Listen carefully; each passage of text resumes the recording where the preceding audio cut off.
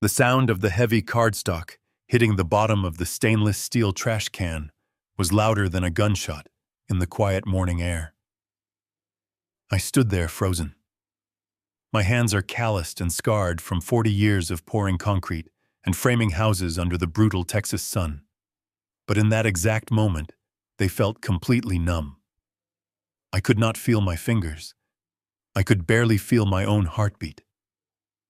Brittany is the girl I had raised as my own daughter for the past 15 years. She was standing right across at the massive marble kitchen island. Her eyes were cold. They were entirely devoid of the warmth I had tried so hard to cultivate since she was a teenager. "The greatest gift you can give me is if you do not show up," she spat. Her voice was dripping with absolute venom. "You are not my real father. You are just an outsider with a checkbook." Those words hit me so hard, I physically took a step back. An outsider with a checkbook. If you are watching this right now, please take a deep breath. Because what I am about to tell you is a story of ultimate betrayal. It is happening right inside the walls of my own home. Let me know in the comments where you are watching from. Hit that like button if you believe that a father is the man who steps up, not just the man who provides the biology. Your support helps me keep sharing my story with people who might be going through the exact same nightmare. Let me give you some context woven right into this horrible morning. I am Harrison Caldwell. I am 72 years old. I spent my entire life building a commercial construction empire from the dirt up. I did not inherit a single dime. Every penny I have, I bled for.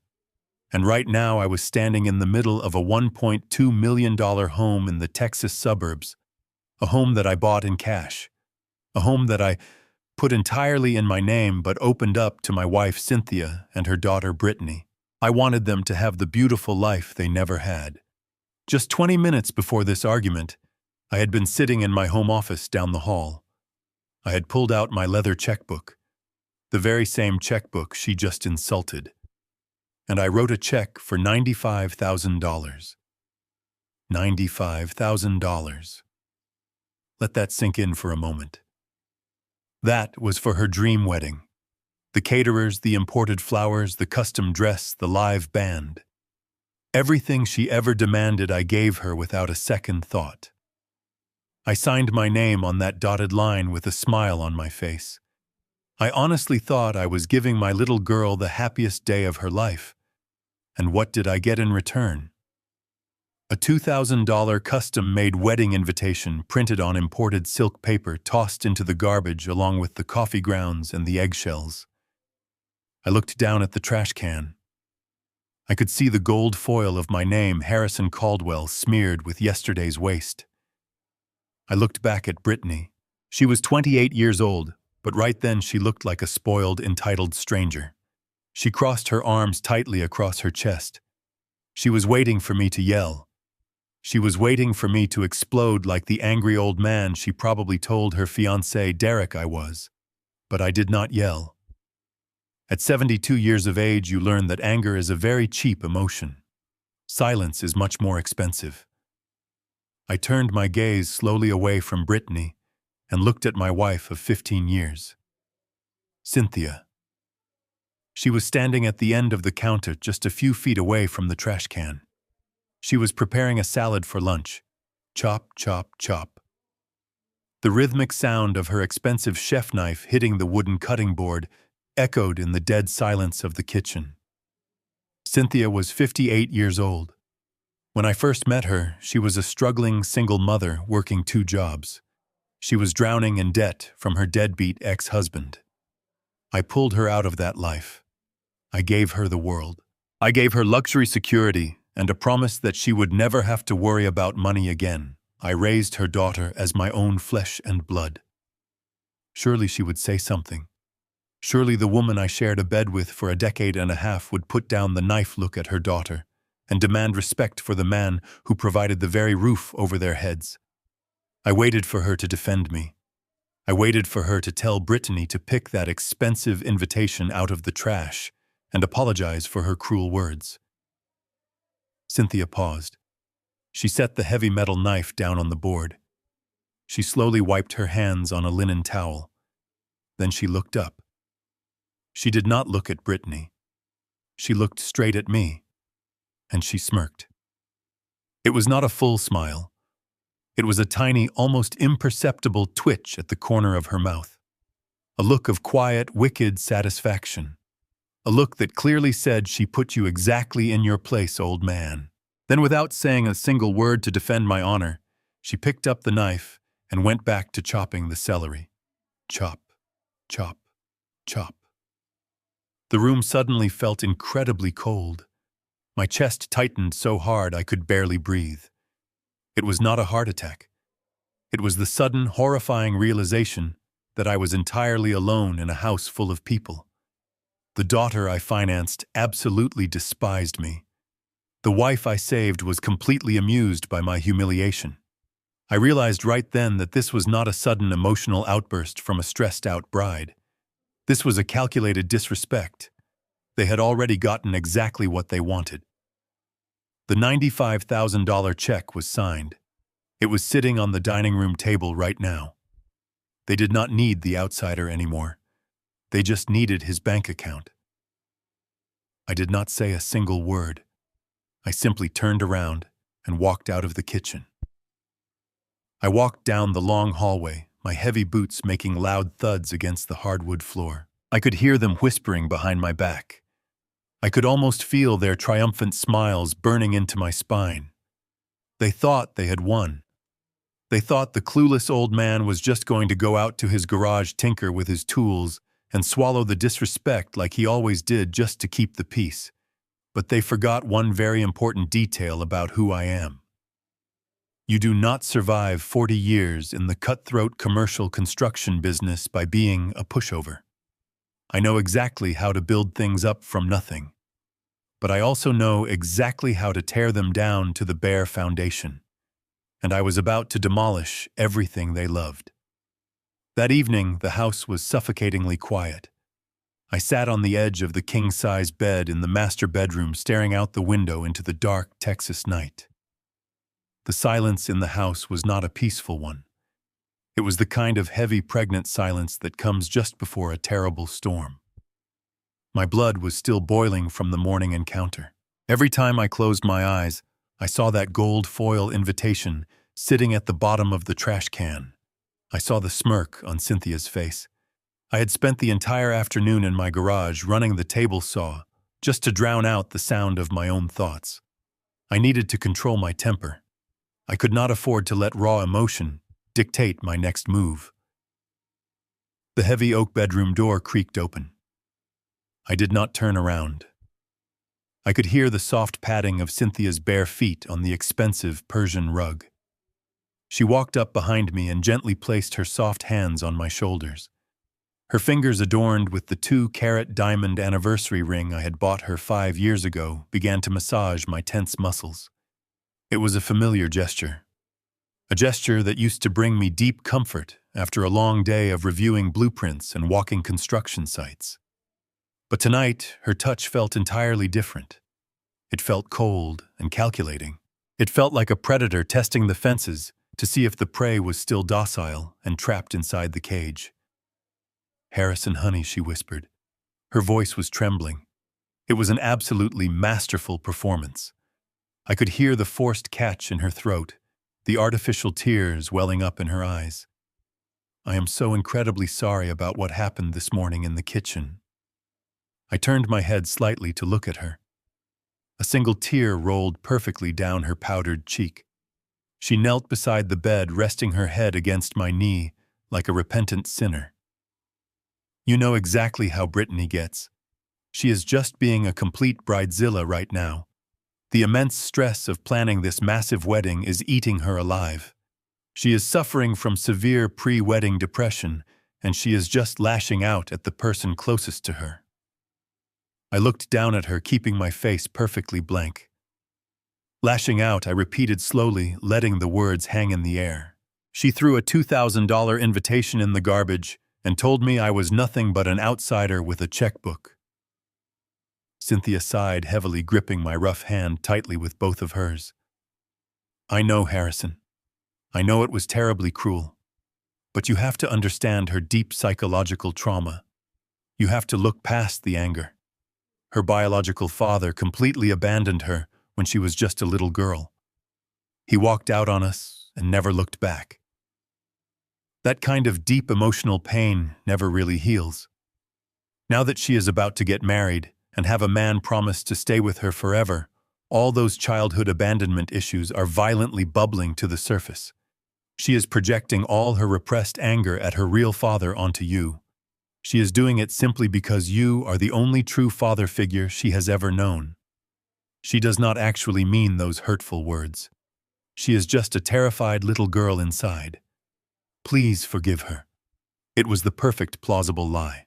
It was beautifully constructed, wrapped in modern therapy buzzwords, and designed to hit every single one of my protective instincts.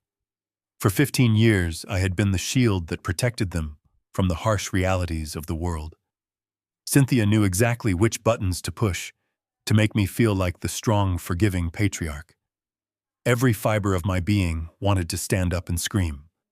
I wanted to shake her and demand to know why she smirked when her daughter humiliated me. I wanted to march down the hall, kick open Brittany's bedroom door, and demand my $95,000 back. My chest was tight with an explosive fury that threatened to shatter my ribs, but my 72-year-old wisdom kicked in. A younger man would have thrown a massive tantrum, caused a huge scene, and tipped his hand. A younger man would have demanded immediate respect and ruined his own leverage. But I am not a young, hot-headed man. I am a seasoned builder. And the first rule of demolition is that you never swing the sledgehammer until you know exactly which load-bearing walls to hit. If I exploded now, they would just label me as an abusive, angry old man. They would use my anger to justify their cruelty. I needed them to feel completely safe. I needed them to believe that their pathetic manipulation had worked flawlessly. I took a deep, slow breath, forcing my heart rate to steady. I reached out and gently patted Cynthia on her soft hair.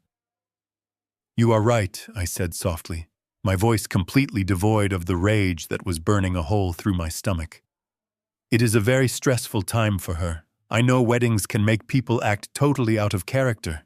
I should not have taken it so personally." Cynthia looked up at me, her eyes shining with relief. The fake tear had dried up. "Thank you, Harrison. You are such a good, understanding man. So you will forgive her. You will let this go so we can focus on her big day." I forced a warm, gentle smile onto my face. "Of course," I replied smoothly. "I love you both. I do not want my presence to cause her any more anxiety. Tell Brittany she does not have to worry about me being at the wedding. I will stay completely out of her way. I will not attend. I just want her to be happy." Cynthia practically beamed. She leaned up and kissed my cheek, her entire body relaxing as she realized she had successfully managed the crisis. She truly believed she had won. She walked out of the bedroom with a light, victorious step, gently pulling the door shut behind her. The conflict seemed perfectly resolved on the surface. The house went back to being quiet. But as I sat alone in the dark bedroom, my gut was absolutely screaming. The pieces of the puzzle did not fit together. The math was fundamentally wrong. A daughter lashing out from pre-wedding jitters is one thing, but a wife smiling at her husband's humiliation is something else entirely. There was a much darker current flowing beneath the floorboards of my own house. The logic just did not add up. If Brittany truly hated me so much that she did not want me at the wedding, why did she wait until after I signed the massive check to tell me? She could have easily thrown me out of her life before taking my money. The timing was far too perfect. I had swallowed my pride for the night, but I was not going to swallow their lies anymore. The game had completely changed, and they had no idea I was even playing. Tomorrow morning, I would stop acting like a wounded father and start acting like the man who built an empire. I lay perfectly still for hours. Beside me, Cynthia's breathing slowed into the deep, rhythmic cadence of someone who had zero trouble sleeping at night. The woman had just manipulated her husband of 15 years, lied straight to his face, and now she was resting as peacefully as a newborn child. The sheer audacity of it kept my heart beating at a steady, heavy pace. I stared at the ceiling fan spinning lazily above us, watching the faint shadows cast by the moonlight, filtering through the blinds. The digital clock on my side of the bed silently clicked forward. 1:30, 1:45, 2 in the morning. I was wide awake, my mind replaying the morning kitchen scene over and over again, searching for the missing piece of the puzzle. I knew there was a reason she smirked. I knew there was a reason Brittany chose today, the exact day I wrote the first major installment for the wedding expenses, to throw her explosive tantrum. I just needed the hard proof. The bedroom was completely pitch black save for the faint ambient glow of the street lamp outside. Then suddenly, a sharp artificial blue light pierced the darkness. It came from Cynthia's side of the bed. Her silver iPad resting on the mahogany nightstand had just lit up with a new notification. Normally, I would never invade my wife's privacy. In 15 years of marriage, I had never once checked her phone, read her emails, or questioned who she was talking to. Trust was the absolute foundation of everything I believed in. But tonight, that foundation had been smashed into a million jagged pieces. I slowly turned my head. Cynthia did not even stir. She was buried deep under the heavy down comforter, softly exhaling. I listened to her breathing for another full minute, ensuring she was completely under. Carefully, I slid the covers off my legs. I rolled out of bed with the practiced silence of an old man who knows every creaky floorboard in his own house. I walked quietly around the foot of the bed and stood over her nightstand. The screen of the tablet was still glowing brightly in the dark room. I squinted against the harsh glare and leaned in to read the banner notification plastered across the lock screen. It was an incoming text message. The contact name was saved simply as Florist, but the message itself made my blood run absolutely ice cold. It read, "Did the clueless old man sign the $30K check yet? Derek needs the cash right now." I stood there frozen, the blue light illuminating my weathered hands. I read the words a second time, then a third time. "Did the clueless old man sign the $30K check yet? Derek needs the cash right now." My mind started working like a high-speed machine, processing the information, breaking down the raw data. A florist does not talk like that. A professional wedding vendor in an upscale neighborhood does not refer to the father of the bride as a clueless old man. A florist does not care about a $30,000 specific check, nor do they care if the groom Derek needs cash right now. The pieces of the puzzle began snapping together with terrifying clarity. The contact saved as Florist was not a florist at all. It was Derek, Brittany's fiancé, the man who sat at my dinner table every Sunday, drinking my imported wine and calling me sir. He was the one messaging my wife at 2 in the morning, asking if they had successfully extracted the money from my bank account, and Cynthia was saving his number under a fake vendor name to hide their late-night communications. The magnitude of the deception washed over me like a tidal wave of freezing water. This was not just a spoiled daughter lashing out. This was a highly coordinated financial conspiracy happening right under my roof. Suddenly, the explosive argument in the kitchen made perfect sense. It was a brilliantly executed diversion tactic. If Brittany played the role of the hysterical, traumatized bride who hated her stepfather, I would do exactly what Cynthia suggested. I would back off. I would stay completely away from the wedding planning, stay away from the venue, and most importantly, stay far away from the vendors. If I attended the meetings, if I asked to see the floral arrangements or the catering menus, I would eventually ask for the receipts. I would see that a $95,000 wedding was a complete fabrication. They needed me to hand over the blank checks and then disappear into the background out of guilt and shame. They needed the clueless old man to just fund the operation and stay quiet.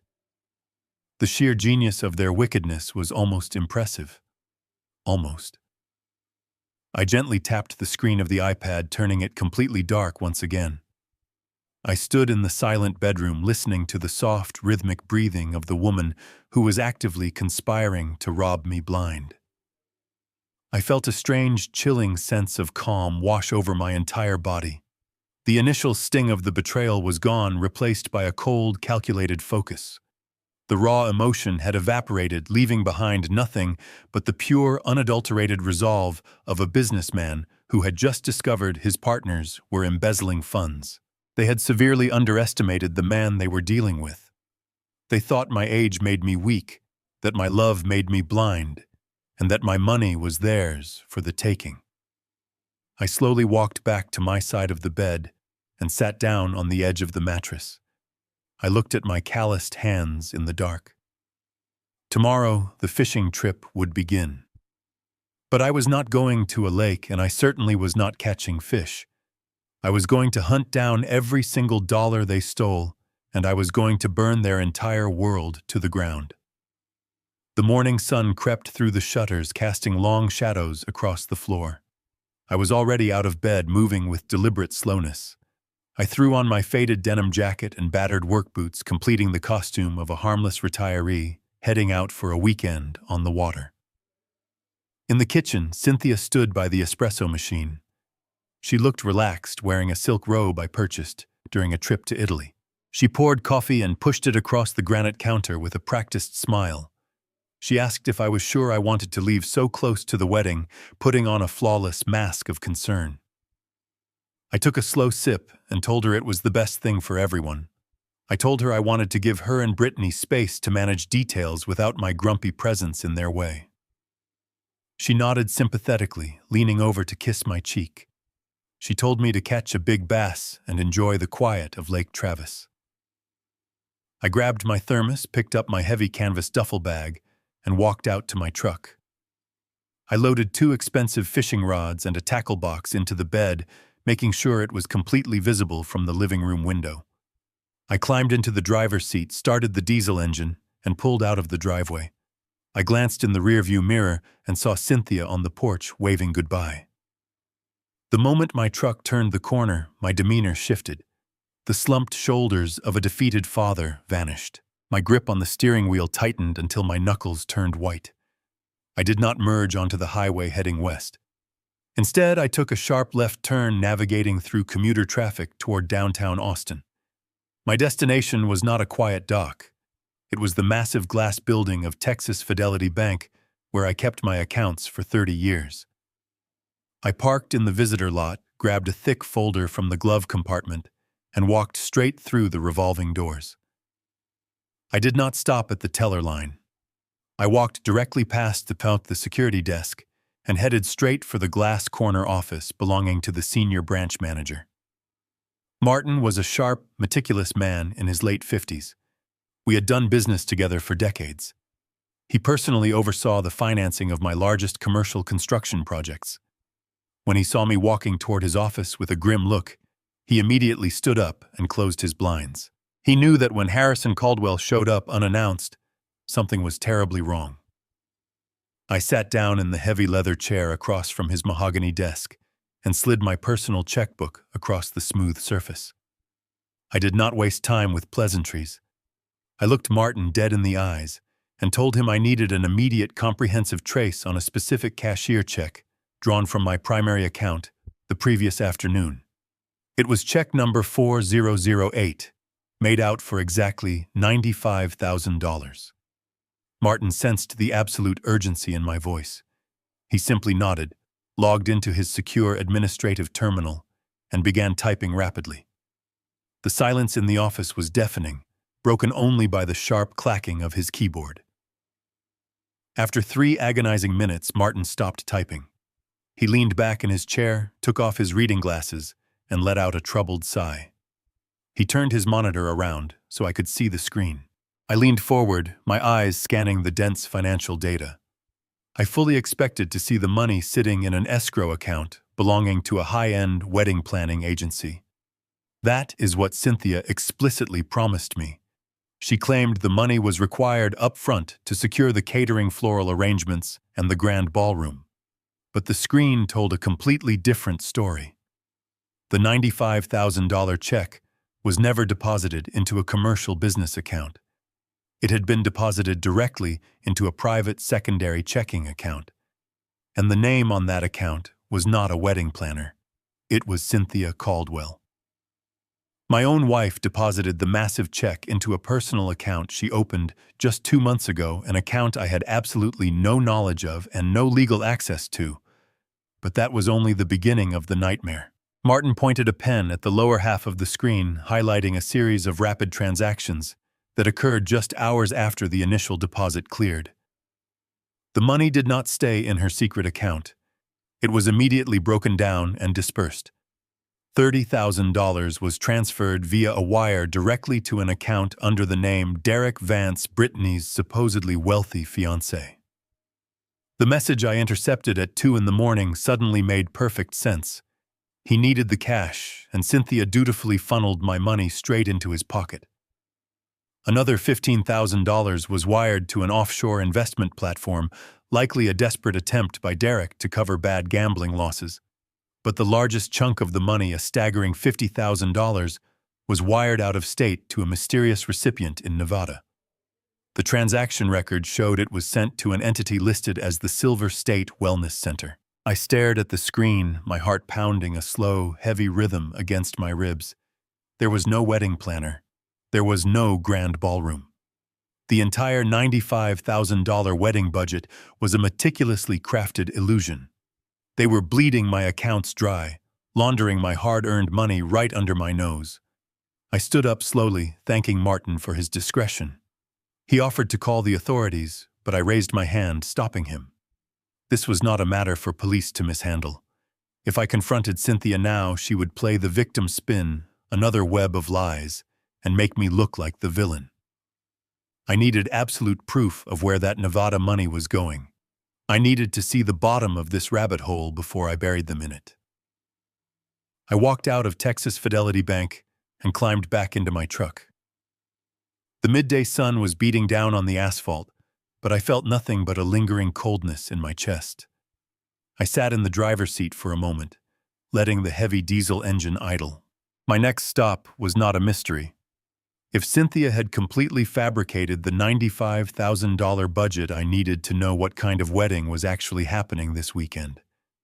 I pulled out of the parking lot and drove toward the edge of town, where the upscale event venues were located. The venue Brittany had supposedly booked was called the Whispering Pines Estate. It was a beautiful, sprawling property with manicured gardens and a massive glass conservatory. When I pulled up to the wrought iron gates, I noticed they were wide open. A few landscaping trucks were parked near the main entrance. I grabbed my worn leather notebook, smoothed out my expression to look like a mildly confused, dotting father, and walked up the gravel path toward the main office. The front desk was chaotic, covered in floral arrangements and seating charts. Behind it stood a young woman with a clipboard frantically typing on her phone. I cleared my throat gently. She looked up startled, but quickly put on a professional smile. I introduced myself as Harrison Caldwell, the father of the bride for this weekend. Her face immediately lit up with recognition. She introduced herself as Melissa, the senior event coordinator for the property.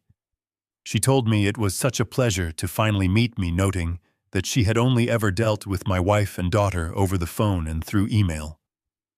I gave her a warm, self-deprecating chuckle, leaning casually against the polished wooden counter. I told her I was just an old contractor who usually stayed out of the way of wedding planning, but I wanted to double-check the catering menu. I spun a little lie, saying I had a few elderly relatives coming who had severe dietary restrictions, and I just wanted to make sure the imported sea bass and the custom carving stations we paid for were properly prepared to accommodate them. Melissa stopped smiling. A look of genuine confusion washed over her face. She flipped through the thick stack of papers on her clipboard until she found the file labeled with Brittany and Derek's names. She ran her manicured finger down the itemized list and then looked back up at me, her brow furrowed. "Mr. Caldwell," she said slowly, her voice tinged with hesitation. "I am completely happy to check on dietary restrictions for your guests, but there is no imported sea bass or custom carving station on your catering order. In fact, you have opted for our standard tier buffet package. It includes roasted chicken pasta salad and dinner rolls. I kept my face perfectly still, though my jaw tightened involuntarily. A standard buffet package. Cynthia had spent weeks showing me glossy brochures of gourmet five-star catering options, insisting we needed to impress Derek's wealthy family. I played the part of the forgetful older man perfectly. I tapped my temple and let out a soft sigh, apologizing for my poor memory. I asked her if she would be so kind as to print me a copy of the final invoice just so I could get my own records straight before the big day. Melissa, eager to be helpful, clicked her mouse a few times and handed me a warm sheet of paper from the printer. My eyes scanned the black and white text. Venue rental, standard catering, basic folding chairs, and house linens. I looked at the bolded number at the very bottom of the page. Total cost $20,000 flat, not $95,000. 20. My own wife and stepdaughter were going to feed our guests cheap pasta and basic chicken while pocketing $75,000 of my hard-earned money. I looked at Melissa, keeping my voice incredibly calm and conversational. I thanked her for the printout and casually mentioned that I was the one writing the checks. I asked her if we were completely paid up or if I needed to cover a remaining balance today. Melissa shook her head, giving me a reassuring smile. "Oh no, sir, you are entirely paid in full," she said cheerfully. "Your wife took care of the final balance just this morning. Everything was wired directly from the Caldwell Family Trust, just like the initial deposit." The words hit me like a physical blow to the stomach. The Caldwell Family Trust. I stared at her, my mind racing to process the massive legal implications of what she had just said. I do not have a family trust. I have never established a trust in my entire life. All of my assets, my properties, and my liquid cash are held in my own individual name or under my commercial construction limited liability companies.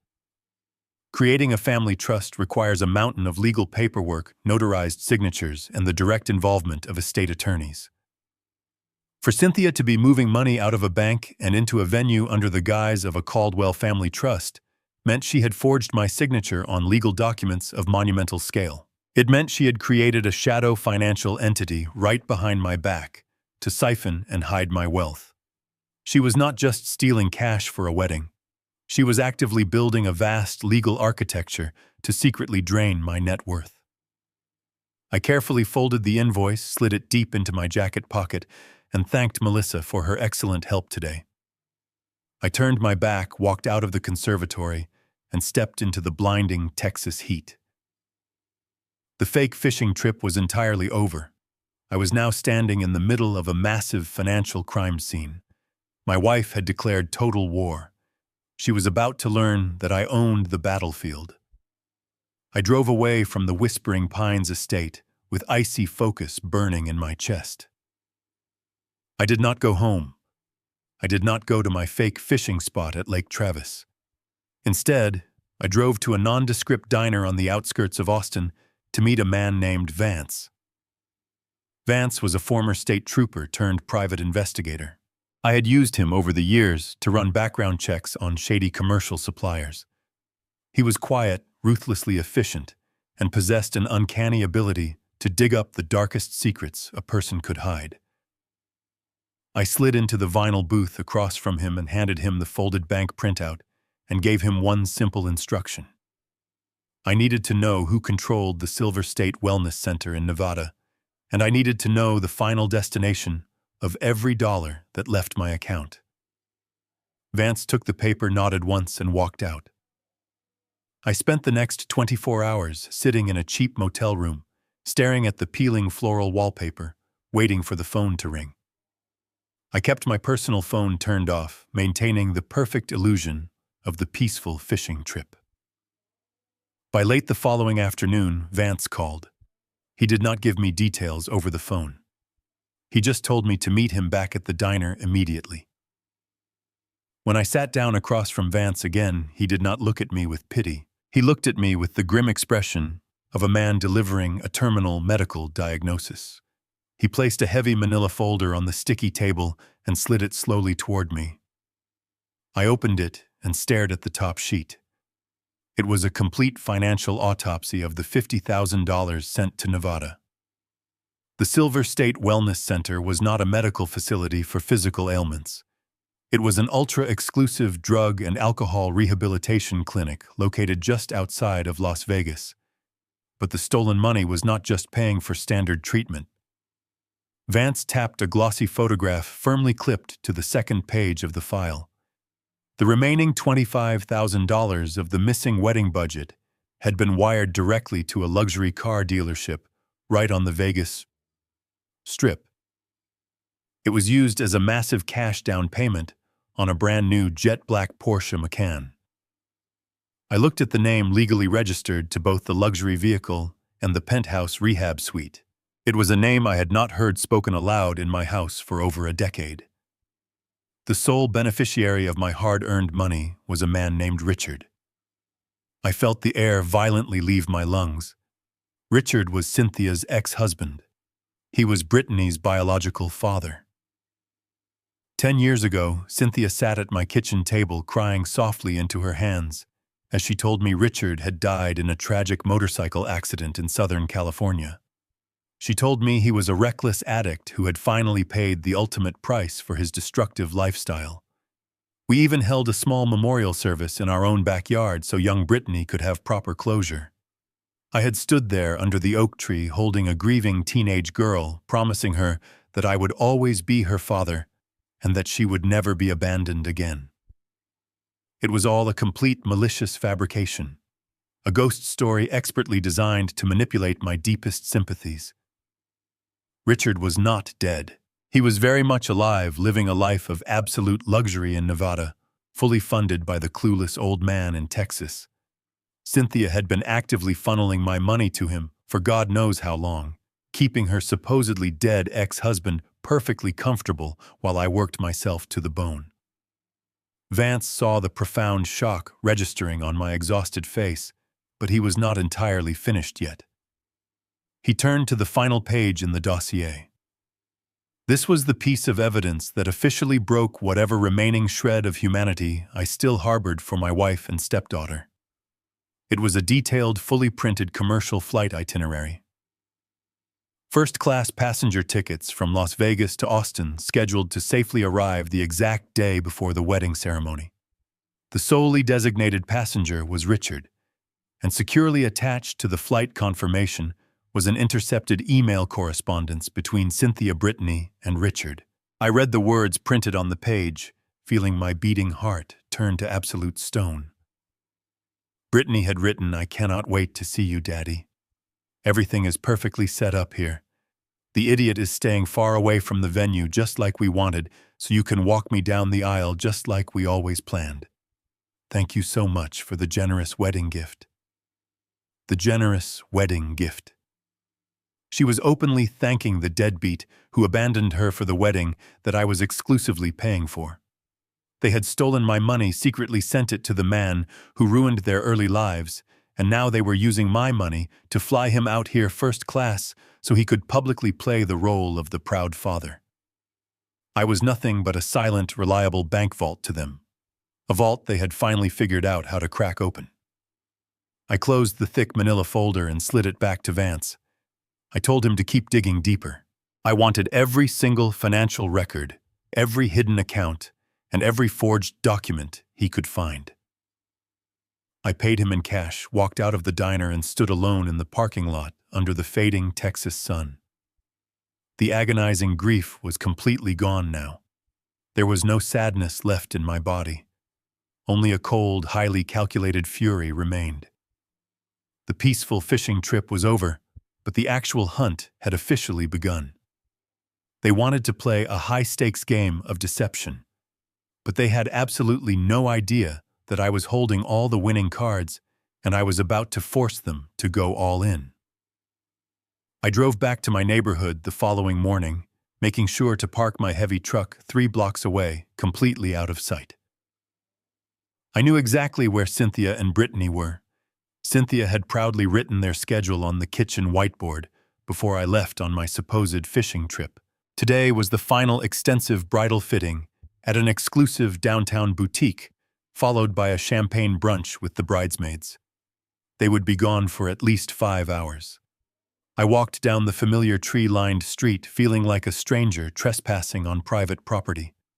I slipped through the side gate, unlocked the back patio door, and stepped into the suffocating silence of my empty house.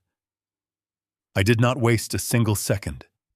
I went straight to my garage, opened my heavy-duty tool chest, and pulled out my cordless titanium drill. I knew exactly what I was looking for. A few months ago, while running electrical wire for a ceiling fan, I had noticed a loose floorboard in the furthest, darkest corner of the attic. At the time, I thought it was just shoddy carpentry, but knowing what I knew now, I understood it was a highly secure hiding spot. I pulled down the creaky wooden stairs and climbed up into the oppressive, sweltering heat of the Texas attic. The air was thick with dust and the smell of old insulation. I crawled on my hands and knees over the wooden joists, carefully navigating past stacked cardboard boxes of Christmas ornaments. I reached the far corner wedged under the sloping roof. I slid my calloused fingers under the edge of the loose plywood floorboard and pulled it up.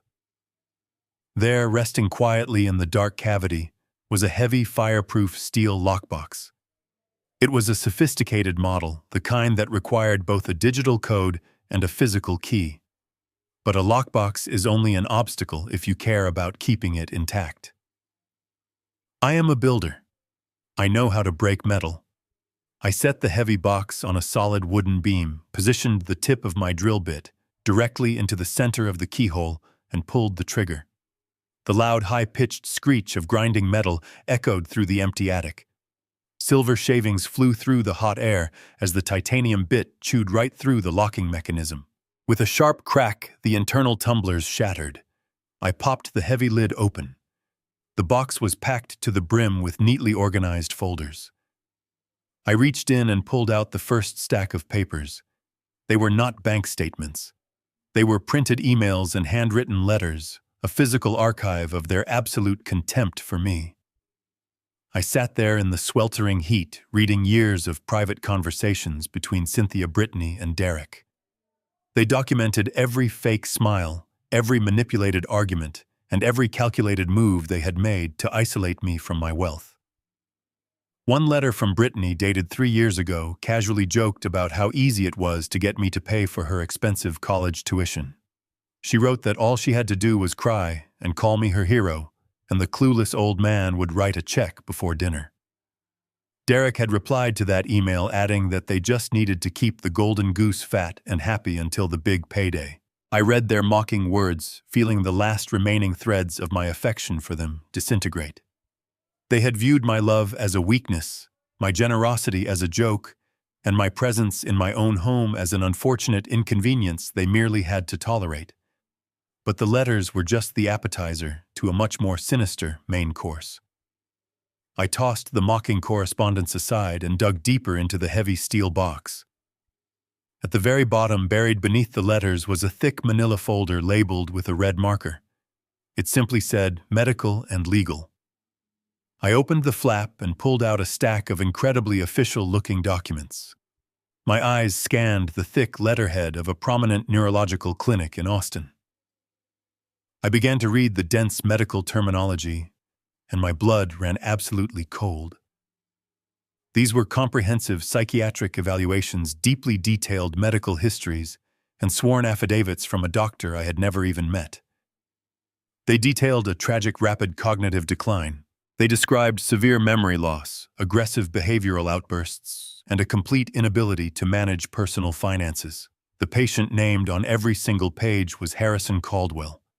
According to these highly official, fraudulent documents, I was suffering from advanced aggressive dementia. I flipped frantically through the thick stack of papers. At the bottom of several consent forms and legal waivers, I saw my own signature. It was a flawless, masterful forgery. Cynthia had practiced my handwriting until she could perfectly replicate the exact slope of my letters. I sat back against the dusty wooden beams, the hot air completely knocked out of my lungs. The wedding scam, the stolen money, the secret rehabilitation center for her ex-husband. All of it paled in comparison to the sheer magnitude of what I was holding. This was not just a plot to steal $95,000. This was a meticulously orchestrated legal assassination. They were building an impenetrable paper trail to completely strip me of my human rights. They planned to use these forged medical documents to declare me legally incompetent. I realized with horrifying clarity exactly why they were in such a desperate rush to get Derek and Brittany married, and why they needed to drain my liquid cash right now. Once the wedding was completely paid, for the final phase of their master plan would officially begin. They were going to lock me inside a terrible state-run facility to slowly rot away. I carefully gathered the heavy files and placed them securely into my canvas duffel bag. I was going to use their own forged paperwork to seal their ultimate fate right then and there.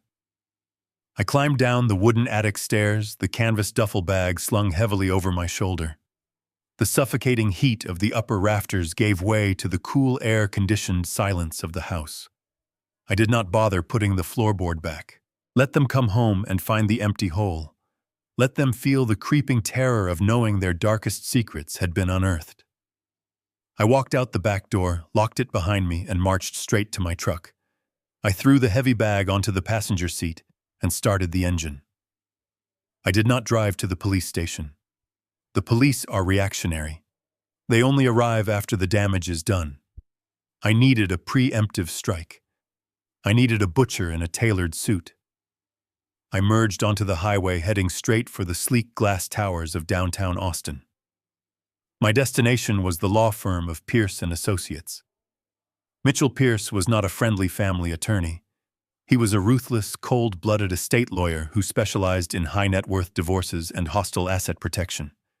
He was the kind of man you hired when you wanted to completely obliterate your opponent legally and financially. I parked in the underground garage, rode the private elevator up to the 40th floor, and walked past his receptionist without an appointment. When I pushed open the heavy oak door to his corner office, Mitchell looked up from his computer. He was a sharp-featured man with cold gray eyes and zero tolerance for wasted time.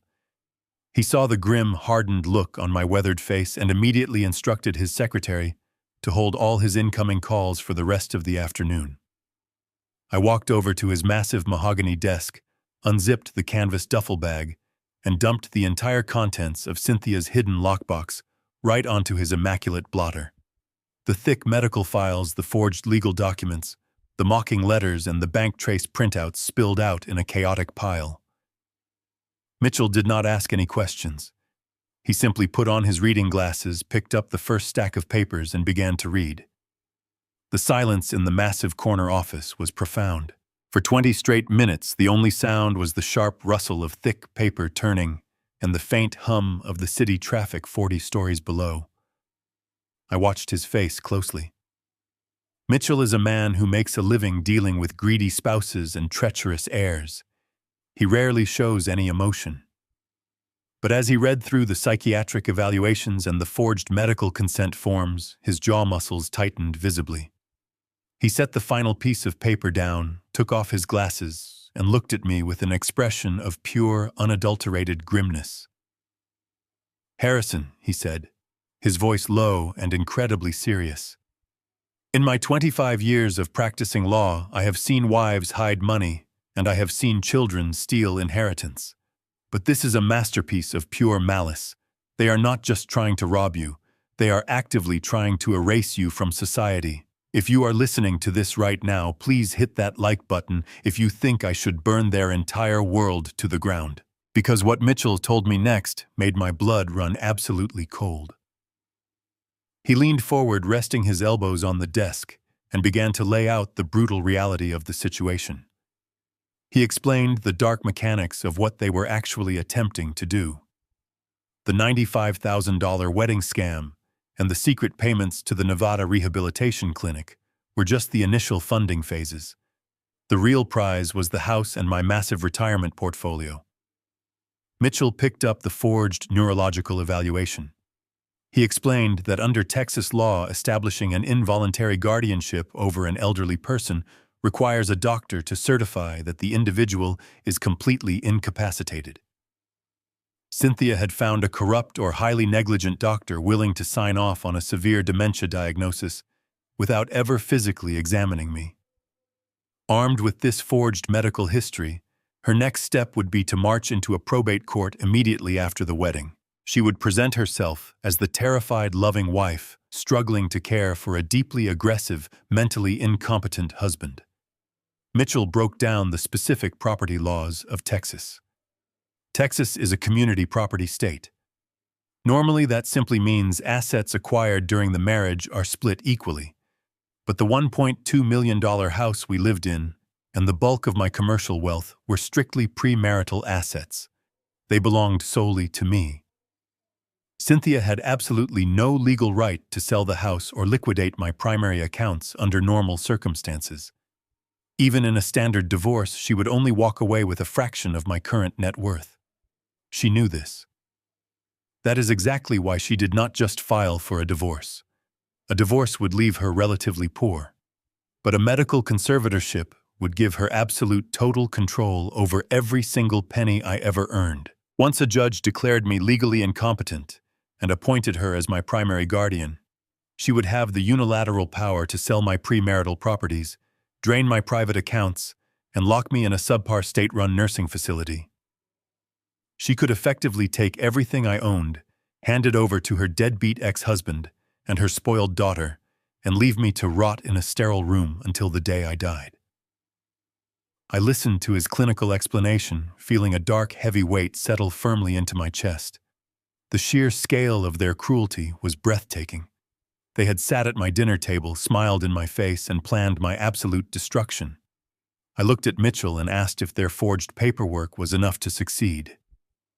Mitchell leaned back, steepled his fingers, and looked at the evidence. "If you had not found this, they would execute it flawlessly," he replied.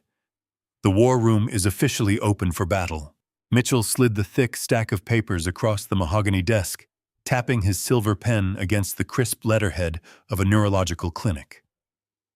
He told me to look closely at the signature of the attending physician at the bottom of the page. The name printed in bold black ink was Dr. Aris Thorne. Mitchell explained that this psychiatrist was well known in the corrupt circles of the local legal community.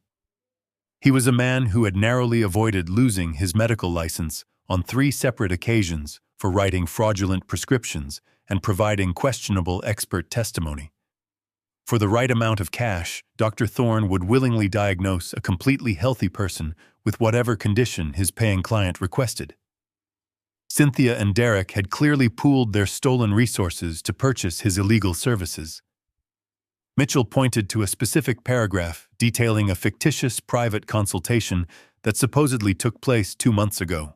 According to this fabricated medical record, I had become violently disoriented during a routine checkup, unable to remember my own date of birth or the first name of my own wife.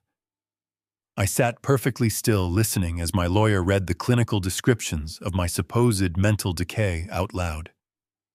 The detailed report painted a tragic picture of a broken man rapidly losing his grip on reality, labeling me a severe physical danger to both myself and others around me. The puzzle pieces finally fit together with frightening precision when Mitchell pulled up Derek's financial background on his computer monitor. Derek was not the highly successful young entrepreneur he always pretended to be at our quiet Sunday dinners. He was actually drowning in a massive ocean of inescapable debt. Mitchell had utilized his private resources to run a thorough background check. He discovered that Derek owed hundreds of thousands of dollars to illegal sports bookies, high-interest payday lenders, and failed business partners. The $30,000 Cynthia had secretly wired him in the middle of the night was just a tiny drop in the vast ocean of his complete financial ruin. Derek desperately needed a massive, life-changing payday, and Cynthia desperately needed a willing partner to help her execute a highly complex, illegal legal maneuver. They were the absolute perfect match of toxic desperation and pure, unadulterated greed. Mitchell calmly explained that the $95,000 wedding scam was merely their initial pilot program.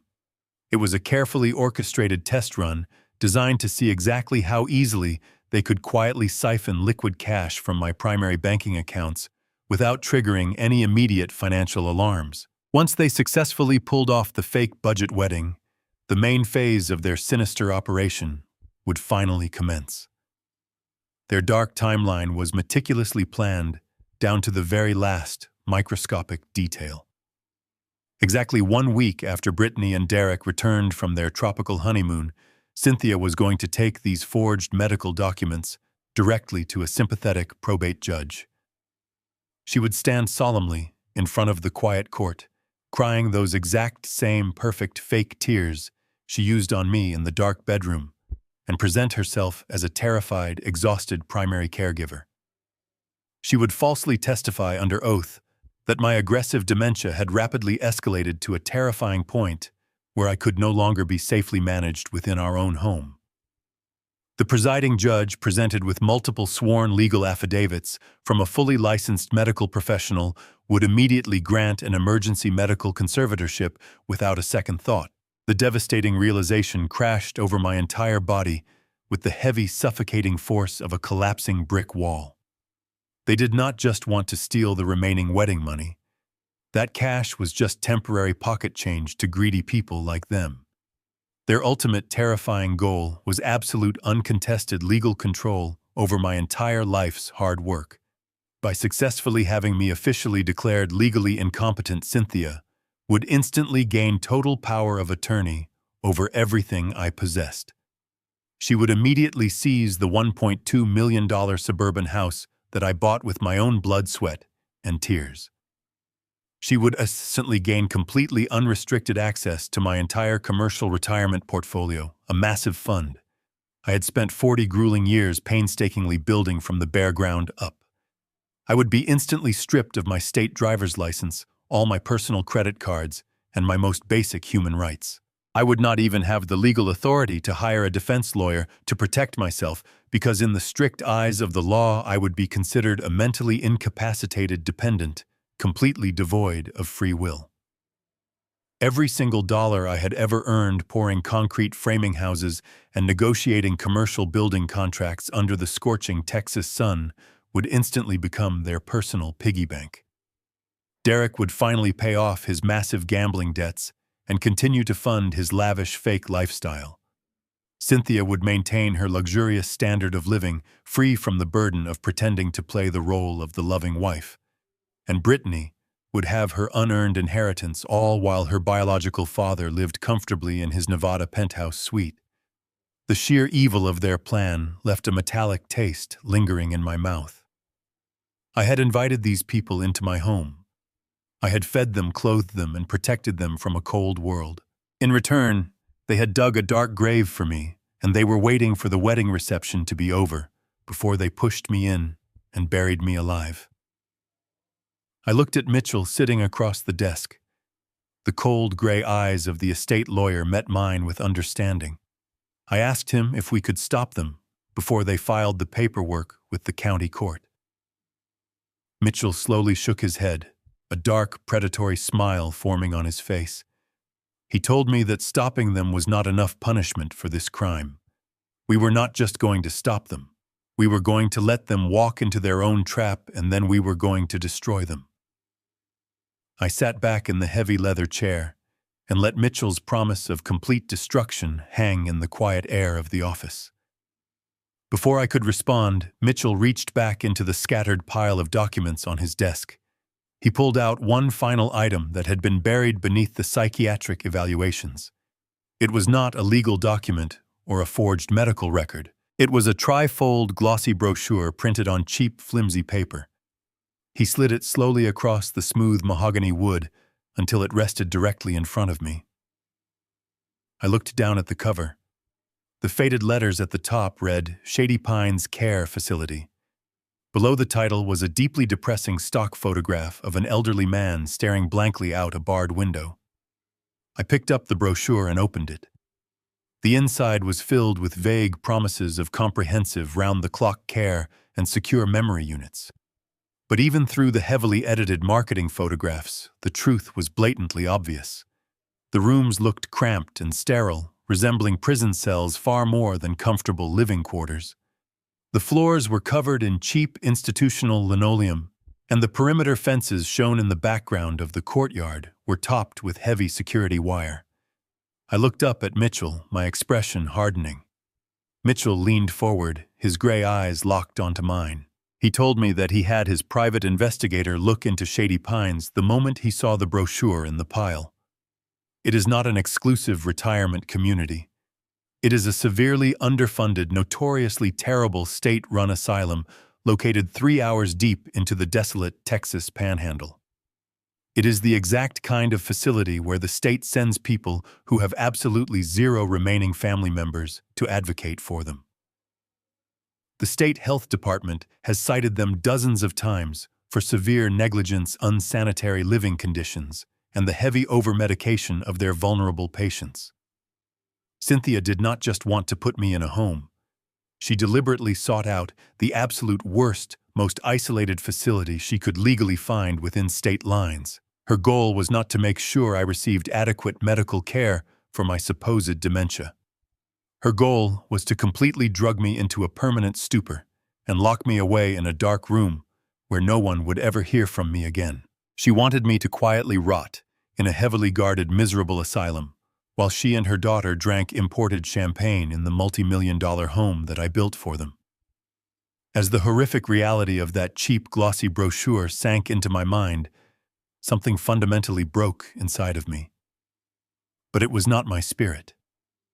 The profound sadness, the heavy grief, and the agonizing pain of a broken heart completely vanished. The warmth of a loving husband and a devoted father evaporated into the cold, heavily air-conditioned air of the law office. In its place, a dark, familiar energy began to spread through my veins.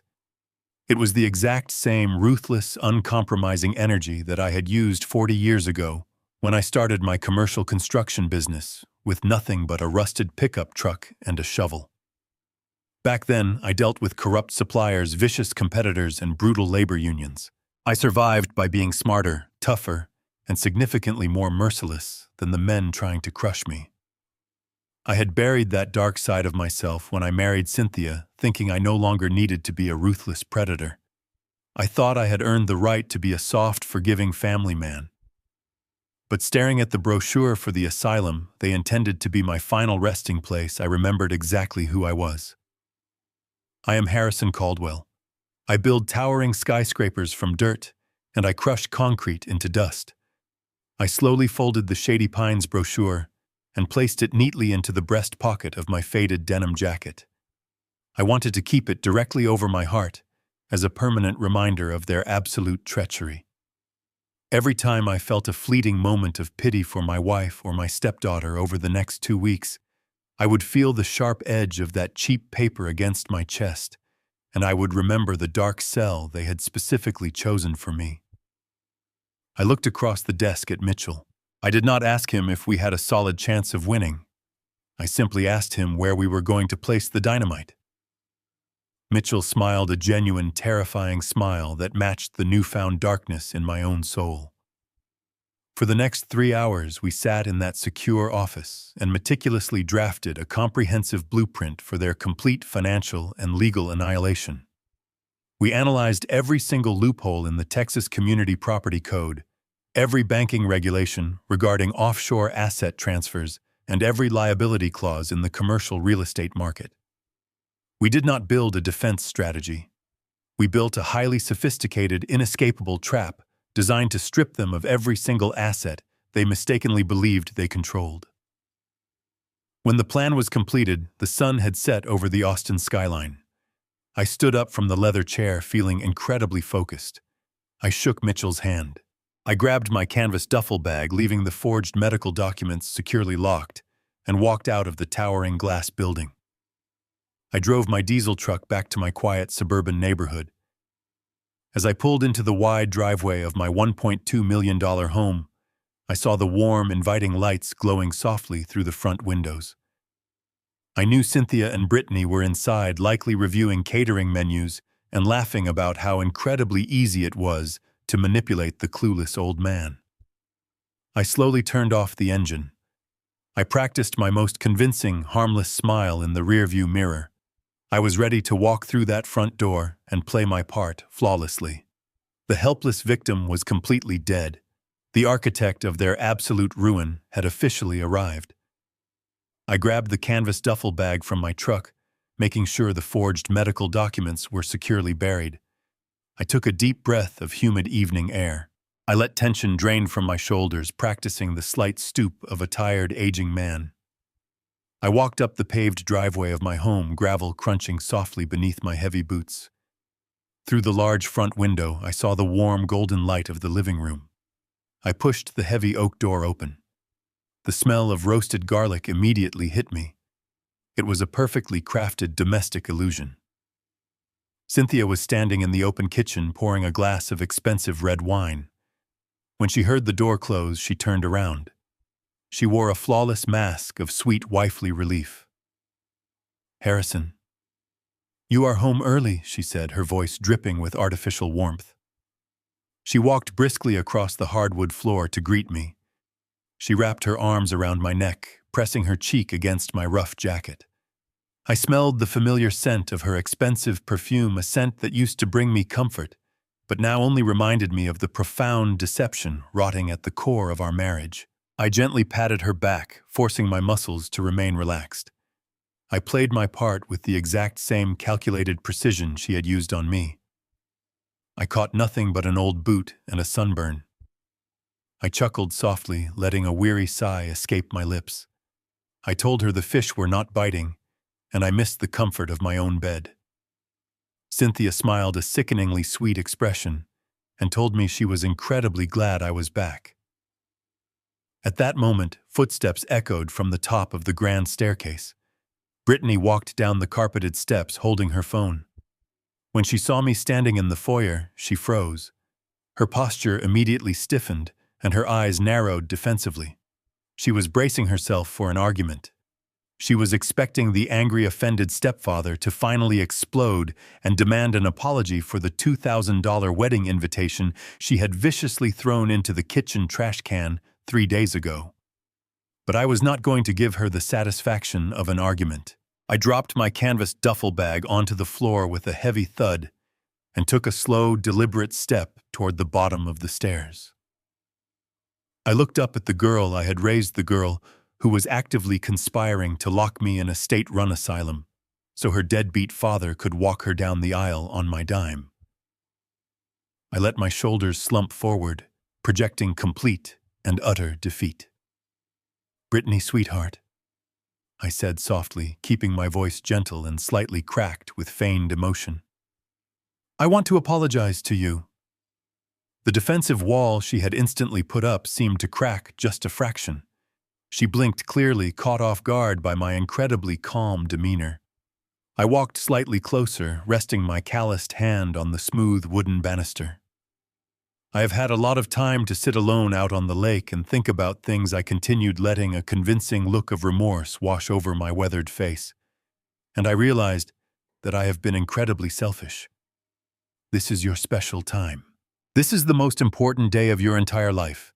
And the absolutely last thing you need is a grumpy, stubborn old man causing you any unnecessary stress." I looked over at Cynthia, who was standing perfectly still, watching the exchange with wide, calculated eyes. I turned my attention back to my stepdaughter. "You were completely right the other morning," I said, forcing the words through my teeth, while maintaining a warm, loving smile. "I am just your stepfather. I will never fully understand the immense pressure you are under right now, and I should never have made you feel guilty about your emotions. Your mother explained everything to me. I know you are struggling with the deep pain of your past, and I just want you to have the absolute perfect wedding day."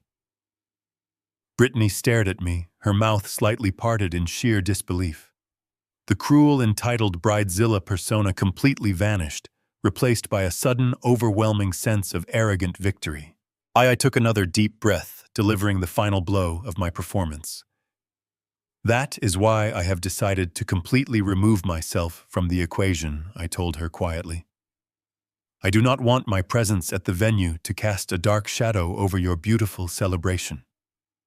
I have a few old construction buddies down in Florida who have been begging me to come visit for years. I am going to book a flight and spend your entire wedding weekend down there. I will be completely out of the state, out of your hair, and out of your way. You and your mother can handle the final vendor payments and the ceremony details without me looking over your shoulder. I just want you to be perfectly happy, Brittany. That is my only wish for you." The silence in the grand foyer was absolute. For a long, terrifying moment, nobody said a single word. I watched the rapid calculation happening behind their eyes.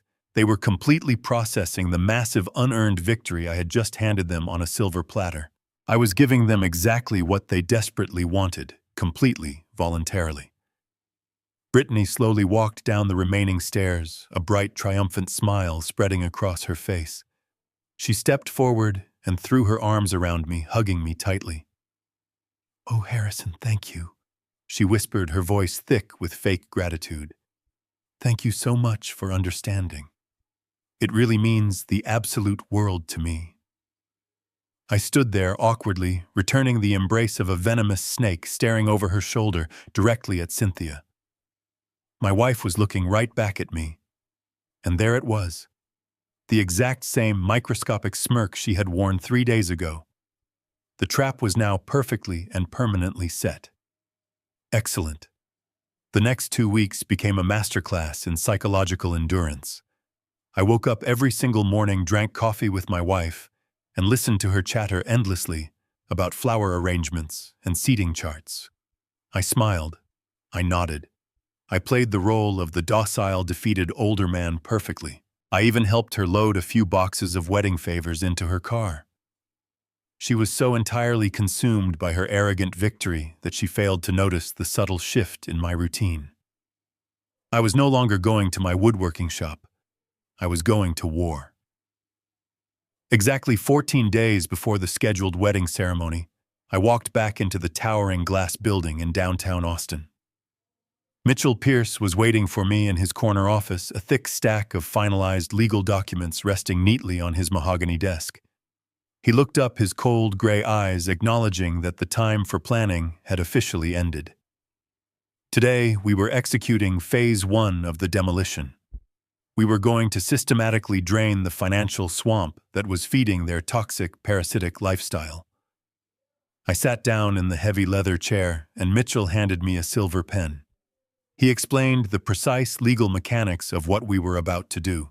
Texas marital law heavily favors the spouse who brings established wealth into the marriage, provided that wealth was properly documented.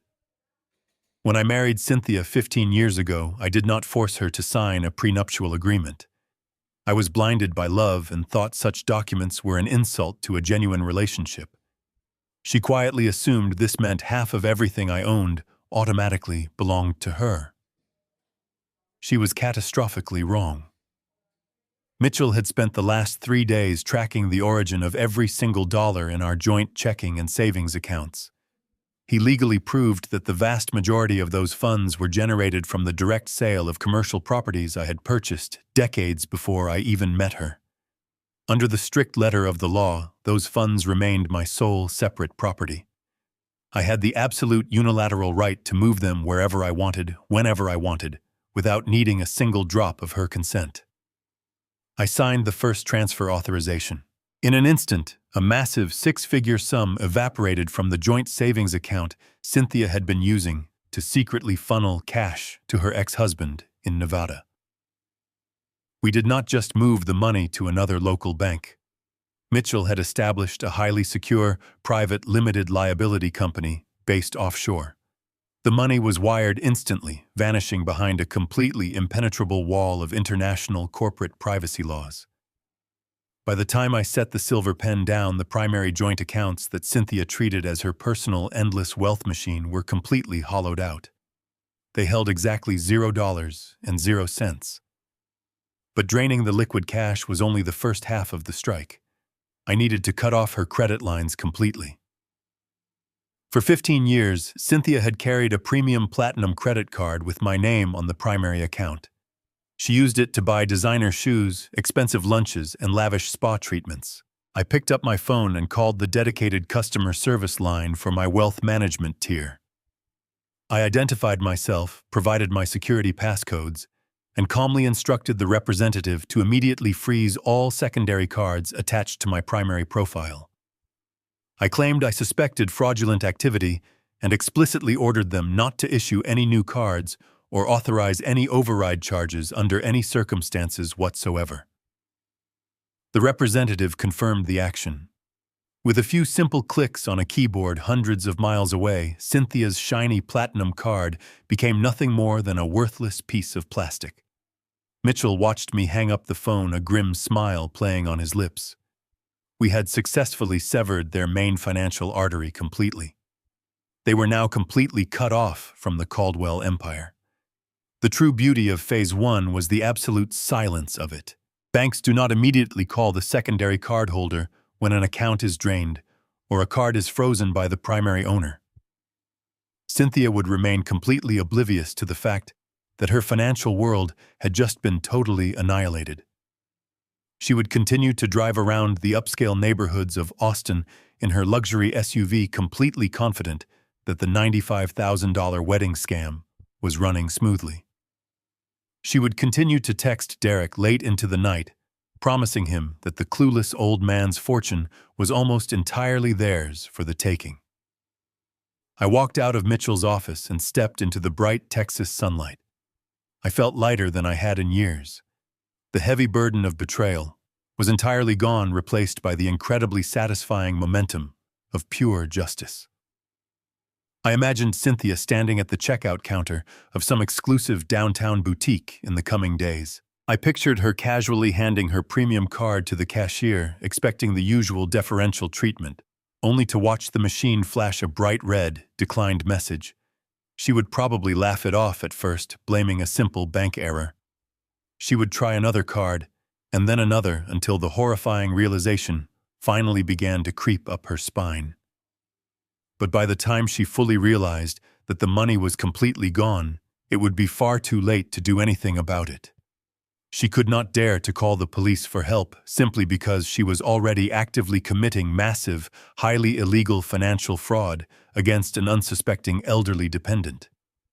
She could not even confront me about the missing funds because I was flawlessly playing the pathetic role of the submissive, apologetic husband who was supposedly preparing to fly out to Florida.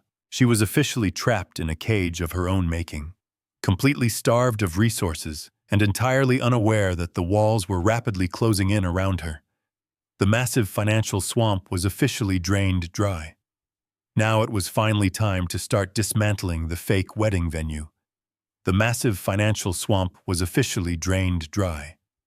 Now it was finally time to start dismantling the fake wedding venue. I drove my truck back to my quiet suburban neighborhood, but I did not pull into my own driveway. Instead, I parked 3 streets over near a small community park lined with towering oak trees. I turned off the diesel engine, rolled down the windows to let in the warm afternoon breeze, and pulled my worn leather notebook from the glove compartment. Inside were the direct contact numbers for every single vendor associated with Brittany and Derek's upcoming wedding. I took a slow, deep breath, reached for my cell phone, and prepared to systematically erase the happiest day of their lives. My first call was to Melissa, the cheerful event coordinator at the Whispering Pines estate. The phone rang twice before she picked up, her voice bright and professional. I immediately adopted a somber, heavy tone, the kind of voice a man uses when he is delivering terrible news. "Melissa, it is Harrison Caldwell," I said softly. "I am calling under incredibly difficult circumstances." She immediately dropped her cheerful pitch, sensing the gravity in my voice. I told her that we were facing an unexpected, devastating family emergency. I explained that due to severe, unforeseen medical and legal complications, the wedding simply could not move forward. I instructed her to cancel the venue reservation entirely. Melissa gasped, offering her deepest condolences and asking if there was anything she could do to help us postpone the date. I thanked her for her immense kindness, but firmly told her that postponement was not an option. The wedding was permanently canceled.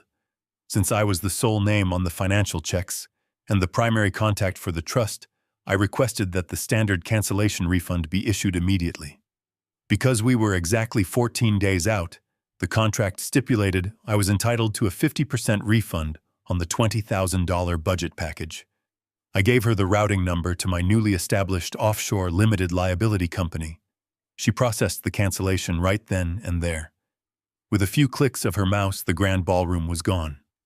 I ended the call and crossed the venue off my list with a thick black pen. The feeling of pure, unchecked power was intoxicating. I was dismantling their grand illusion brick by imaginary brick. Next on my list was the catering company. I dialed the number and spoke to the head chef. I delivered the exact same tragic script. A sudden family emergency. A deeply painful decision. A permanent cancellation. The chef was sympathetic but reminded me of the strict cancellation policy regarding food orders. I told him to keep his deposit, but to cancel the order for the roasted chicken, the pasta salad, and the dinner rolls. I made sure to officially withdraw my financial authorization for any future charges, explicitly warning him that any further attempts to bill my accounts would be flagged as fraudulent. He agreed, wishing my family the best during our difficult time. I hung up the phone. The guests were now officially starving. I did not waste a single second. I moved straight down the list. I called the local boutique florist, who was tasked with delivering the basic centerpieces and the bridal bouquet. I spoke to the owner, a sweet older woman who had spent hours going over flower arrangements with Cynthia. I used my most heartbroken, gentle voice to tell her the wedding was off. I told her the family was completely devastated, but we had no other choice.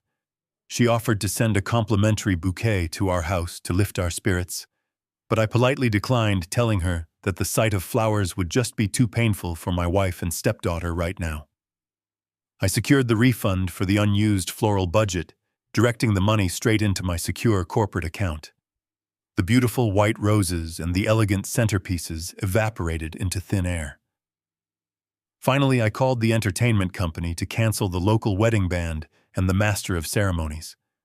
The booking agent tried to argue, pointing out that their musicians had turned down other lucrative gigs for this specific weekend.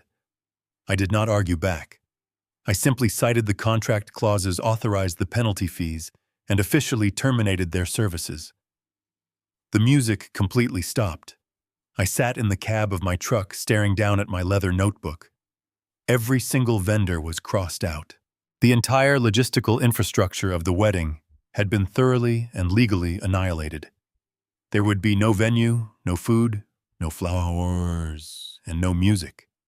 The only thing left of Brittany and Derek's magnificent wedding was a pile of useless printed invitations and a very expensive white dress hanging in a closet.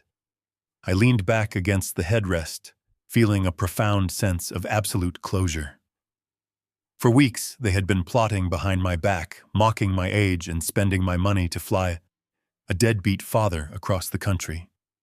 They thought they were the grand architects of my ultimate destruction. They had absolutely no idea that I had just quietly pressed the detonator on their entire operation. I had effectively canceled a wedding that they believed was completely paid for and secured. The most beautiful part of this phase was the sheer isolation of my actions. Because I had used the excuse of a severe family emergency, the vendors would respectfully keep their distance.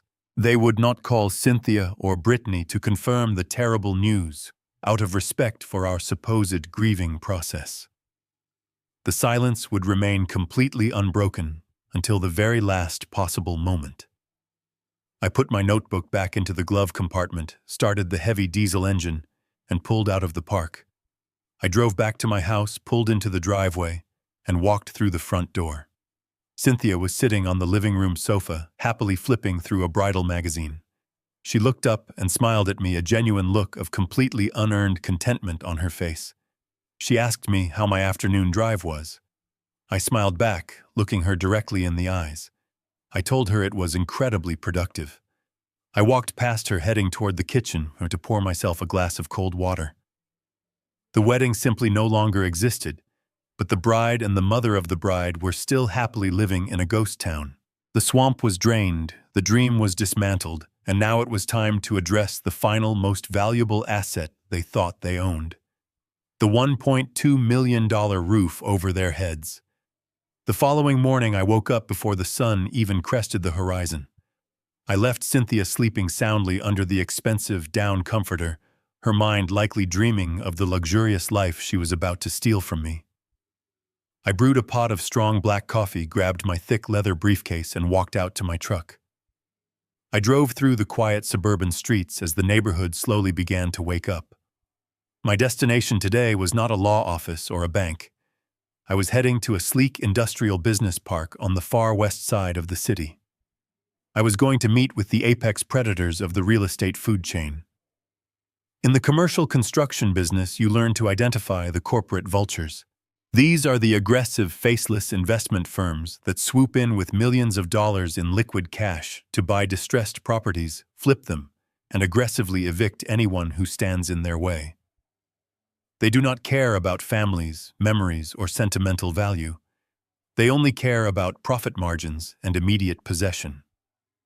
For years, I had despised these kinds of companies. I believed they destroyed the soul of a community. But today, I desperately needed their absolute ruthlessness. I parked in front of a dark glass building bearing the logo of Vanguard Acquisitions. I checked the heavy deed to my home inside my briefcase one last time. It was a flawless, legally binding document, proving I was the exclusive owner of the property. I walked into the cold, minimalist lobby and was immediately escorted into a sterile conference room. Sitting across the long glass table was a man named Preston. He was the senior director, a man with sharp eyes and an incredibly expensive suit. He looked at me with the polite skepticism of a shark sizing up a potential meal. I did not waste his time with small talk. I slid the original deed, the current property tax records, and a professional appraisal report across the smooth glass surface. I told him I owned a prime piece of real estate in one of the most highly coveted suburban neighborhoods in the entire state. The current market value was safely set at $1.2 million. Preston scanned the documents quickly, his eyes lighting up slightly as he recognized the prestigious zip code.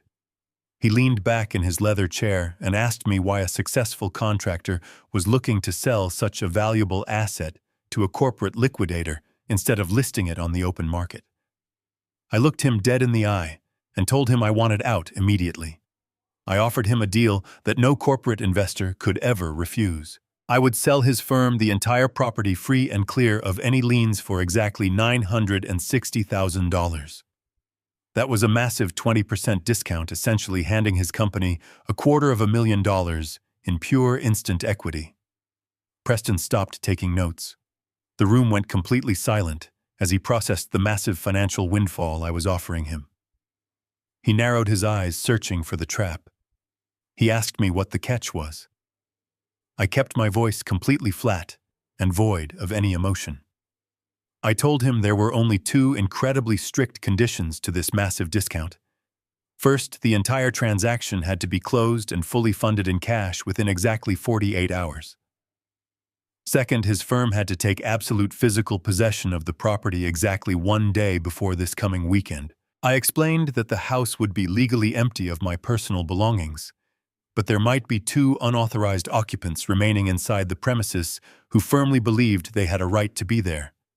I told him I needed a company that did not flinch at the prospect of an immediate aggressive eviction. Preston let out a low, dark chuckle. A predatory smile spread across his face. He assured me that Vanguard Acquisitions specialized in hostile takeovers. He explained their standard protocol for immediate possession. They did not wait for lengthy court battles or polite eviction notices. The absolute second the deed was legally transferred and recorded with the county clerk, they would dispatch a private security team and a crew of industrial locksmiths directly to the front door. They would change every single lock board up the windows if necessary, and physically remove anyone trespassing on their newly acquired corporate asset. That was exactly the brutal, uncompromising, and terrifying force I needed to completely destroy their pathetic illusion of permanent safety. I reached across the glass table and firmly shook his hand, officially sealing the permanent fate of the Caldwell residence. Within 2 hours, his team of aggressive corporate lawyers had drafted a bulletproof purchase agreement. I signed my name on the dotted lines, officially transferring 15 years of history, memories, and equity to a faceless corporation. The cash would be wired directly into my offshore account by Friday morning, leaving Cynthia and Brittany standing in a house that no longer belonged to them. I walked directly out of the Vanguard building and drove back to the sprawling suburban house. I walked through the heavy front door and stood in the grand foyer. I looked at the glittering crystal chandelier hanging from the vaulted ceiling. I looked at the expensive Persian rugs and the custom silk curtains that Cynthia had so proudly picked out with my money. To her, this house was her permanent fortress. It was the absolute foundation of the wealthy, entitled identity she had meticulously crafted for herself and her daughter. But as I stood there listening to the faint sound of her humming happily in the kitchen, I knew the terrifying truth. The fortress was gone. The ground beneath their feet had already been completely hollowed out. They were simply ghosts haunting a corporate asset, and the new owners were already sharpening their knives, preparing to come collect exactly what was legally theirs to take. Thursday morning arrived with the bright, deceptive warmth of a perfect spring day. This was exactly 48 hours before the scheduled wedding and 24 hours before the corporate eviction team was set to arrive. Cynthia and Brittany had booked a luxurious all-day bridal spa retreat in the city. They were getting massages, facials, and manicures completely paid for by a credit card they still believed was fully active and linked to my rapidly vanishing wealth. I stood in the driveway and waved as Cynthia backed her expensive SUV out into the street. She blew me a kiss through the open window, telling me to enjoy my final day of peace before I flew out to Florida. I smiled my practiced harmless smile and watched the vehicle disappear around the corner. The absolute second they were gone, the smile dropped from my face. I turned around and walked back into the empty house. It was time to physically erase 15 years of my existence from these walls. I had already rented a secure climate-controlled storage unit 2 towns over, paying for a full year in advance with cash. Now I needed to pack. I walked into my home office first. This room was my true sanctuary, the place where I had drafted blueprints and negotiated contracts that built my entire commercial empire. I pulled a stack of heavy-duty moving boxes from the garage and began the methodical process of dismantling my life. I started with the mahogany bookshelves. I took down the framed photographs one by one. There was a picture of Cynthia and me on our honeymoon in Hawaii, both of us smiling brightly under the tropical sun. I looked at the woman in the photograph, trying to find the monster she had become, but I only saw the desperate, struggling mother I had sworn to protect. I felt a brief, hollow ache in my chest, a final mourning for the marriage I thought I had. I placed the photograph face down at the bottom of a cardboard box. I did not shatter the glass or tear the picture. The opposite of love is not violent anger. The opposite of love is total indifference. I moved to my solid oak desk and emptied the heavy drawers. I packed away my vintage drafting tools, the worn leather journals filled with decades of handwritten construction notes, and the silver retirement clock my old foreman had gifted me. Every object held a specific weight, a tangible piece of the man I was, before I allowed myself to be reduced to a clueless old man with a checkbook. I taped the boxes shut, grabbed a thick black marker, and labeled them quietly. I carried the heavy boxes out to my diesel truck, stacking them neatly in the truck bed. I went back inside and moved into the master bedroom. This was the most difficult room to dismantle, not because of the emotional attachment, but because of the sheer precision required. I had to pack my entire wardrobe, my personal documents, and my valuables, without leaving the closet looking completely barren. If Cynthia came home and saw empty hangers and bare shelves, she would instantly panic and realize the trap had been sprung before the corporate buyers took legal possession. I carefully selected my favorite heavy denim jackets, my worn flannel shirts, and my durable work boots. I packed my expensive tailored suits, leaving just enough older clothing behind to maintain the visual illusion of a full closet. I opened my personal wooden valet box on the dresser and removed my grandfather's gold pocket watch, my wedding band, and the few pieces of jewelry that actually meant something to me. I left the expensive, flashy watches that Cynthia had bought me for various anniversaries sitting right there on the polished wood. They were bought with my money anyway, but I did not want any physical reminders of her hollow affection. I wanted to leave this house with exactly what I brought into it: my pride, my tools, and my unbroken spirit. The afternoon sun began to dip lower in the sky, casting long golden shadows across the hardwood floors. I walked through the house one last time, making sure I had not left anything important behind.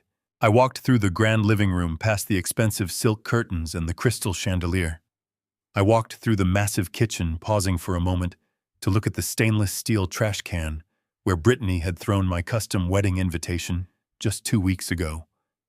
That single moment of profound disrespect had triggered an avalanche that was about to bury them both.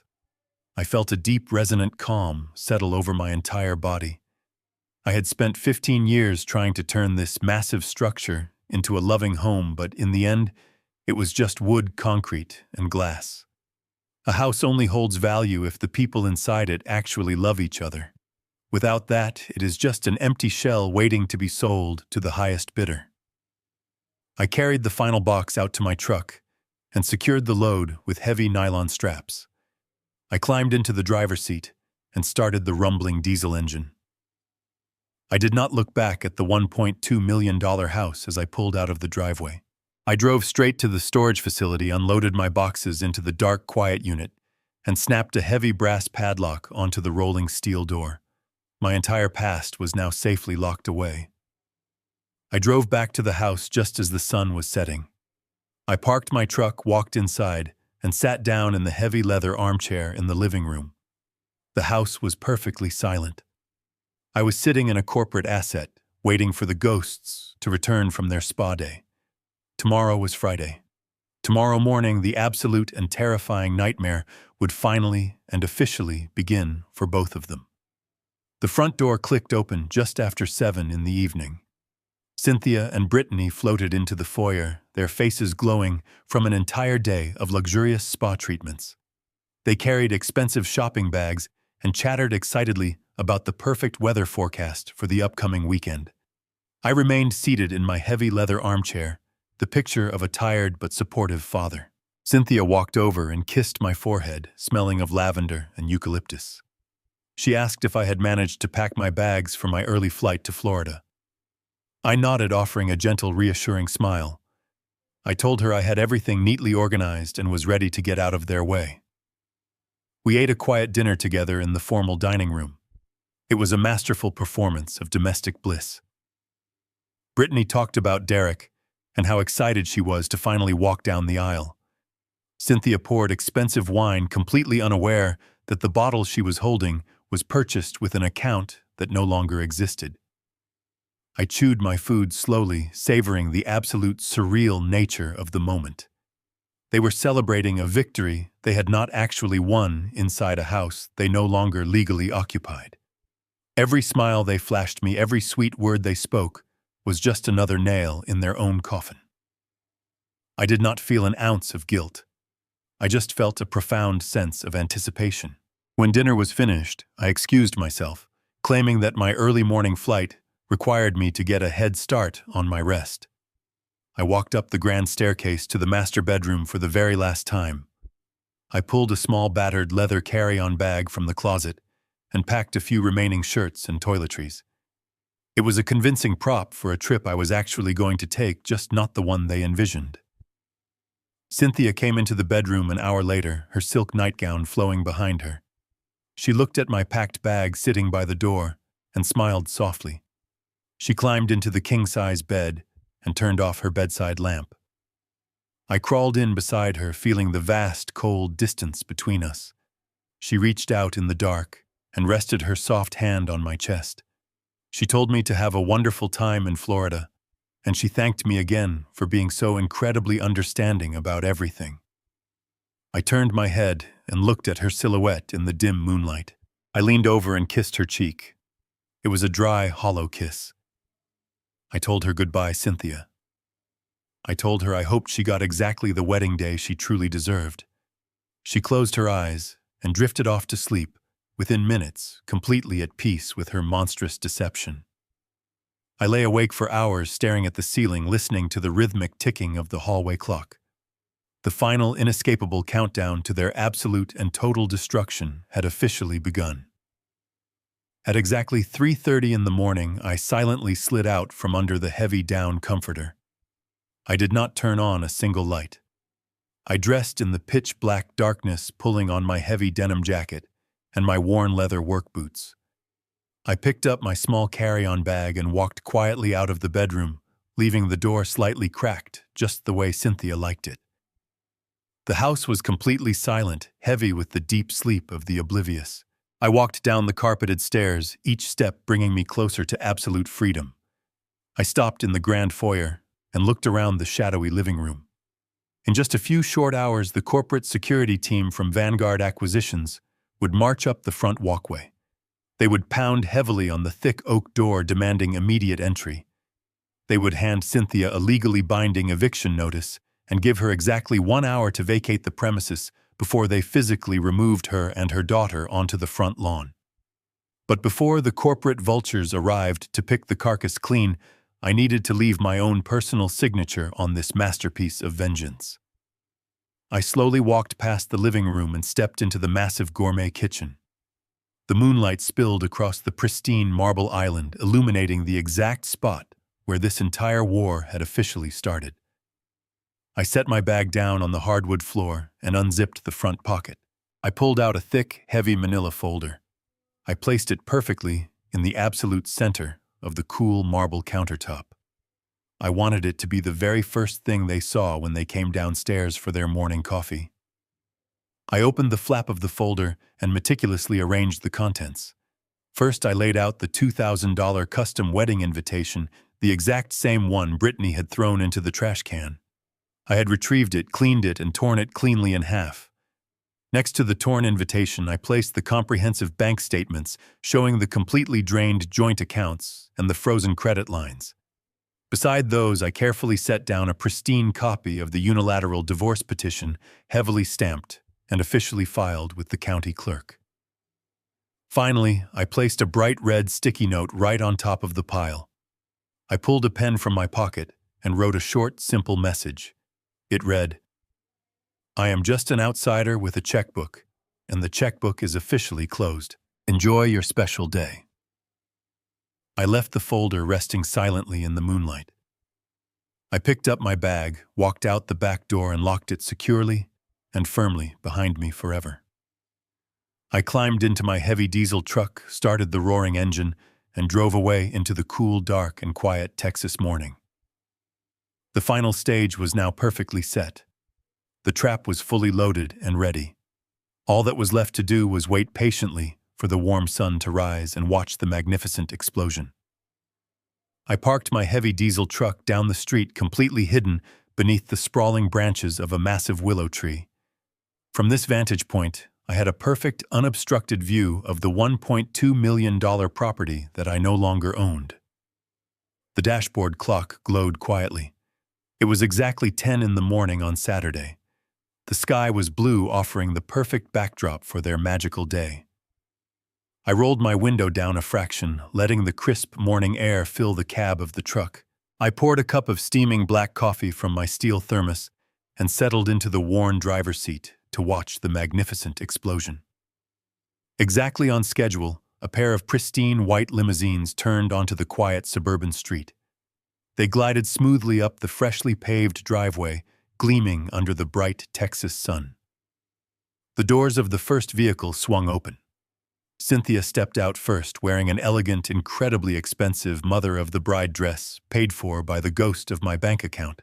She smiled radiantly, her hair styled to absolute perfection. Next came Brittany, shielding her face from the sun, carrying her gown. From the second limousine emerged Derek, dressed in a sharp tuxedo, laughing loudly as he adjusted his silk tie. And right behind him was the ghost himself. Richard, the deadbeat biological father who had miraculously returned from the grave to claim his unearned glory. He looked incredibly comfortable in his tailored suit, soaking in the luxury that I had unknowingly financed. They stood together on the immaculate driveway, a picture-perfect portrait of a wealthy, happy family. They were completely ready to spend the entire morning taking professional photographs inside the grand foyer, sipping expensive champagne and getting dressed before the massive catering teams arrived. But as they began their triumphant march up the brick walkway toward the front porch, the radiant smiles on their faces began to falter. The atmosphere was completely wrong. Brittany stopped halfway up the path and looked frantically around the expansive front lawn. Her perfectly manicured hands gripped the sides of her heavy dress. She expected to see a small army of florists arranging imported roses. She expected to hear the clatter of catering crews setting up chafing dishes and carrying crates of expensive wine. She expected to see the massive white canvas canopy of the reception tent rising high above the backyard fence. But there was absolutely nothing. The property was completely barren. The lush green grass was perfectly cut, but it was entirely empty. No delivery trucks, no workers, no music. The suffocating silence of the suburban morning pressed down on them heavily. I watched through my binoculars as Derek pulled out his phone, his face twisting into a mask of angry confusion. He started dialing rapidly, likely trying to reach the venue coordinator or the catering company, completely unaware that those contracts had been legally annihilated 48 hours ago. Cynthia placed a reassuring hand on her daughter's shoulder, trying to maintain the fragile illusion of complete control. She probably told her that the vendors were simply running a little late. She confidently marched up the final few steps to the front porch, reaching into her designer handbag to retrieve her house keys. She stepped up to the thick oak front door and slid the familiar brass key into the lock. Or rather, she tried to. I watched her hand jerk violently. She pulled the key out, stared at it in sheer confusion, and tried to force it into the keyhole a second time. It did not even slide in. The delicate brass lock she was used to had been completely removed. In its place was a heavy industrial-grade steel padlock mechanism, bolted deeply into the solid wood and reinforced with thick metal plating. The corporate locksmiths from Vanguard Acquisitions had done a spectacular job. The door was sealed tighter than a commercial bank vault. Cynthia rattled the heavy handle. It did not move a single millimeter. Panic began to visibly spread across her powdered face. She dropped her designer bag onto the porch floor and began pounding her fists against the heavy wood as if sheer force could somehow bypass a corporate security upgrade. Derek jogged up the steps loudly demanding to know what was wrong. Richard stood nervously at the bottom of the stairs, suddenly looking very much like a man who realized he had walked into a dangerous trap. Brittany was bordering on full hysterics, shrieking about her hair and makeup schedule. Then Cynthia stopped pounding. Her eyes caught something she had somehow missed in her initial blinding panic. Taped directly to the center of the dark oak door right at eye level was a brightly colored, legally binding piece of paper. It was printed on harsh neon green cardstock designed specifically to be entirely impossible to ignore.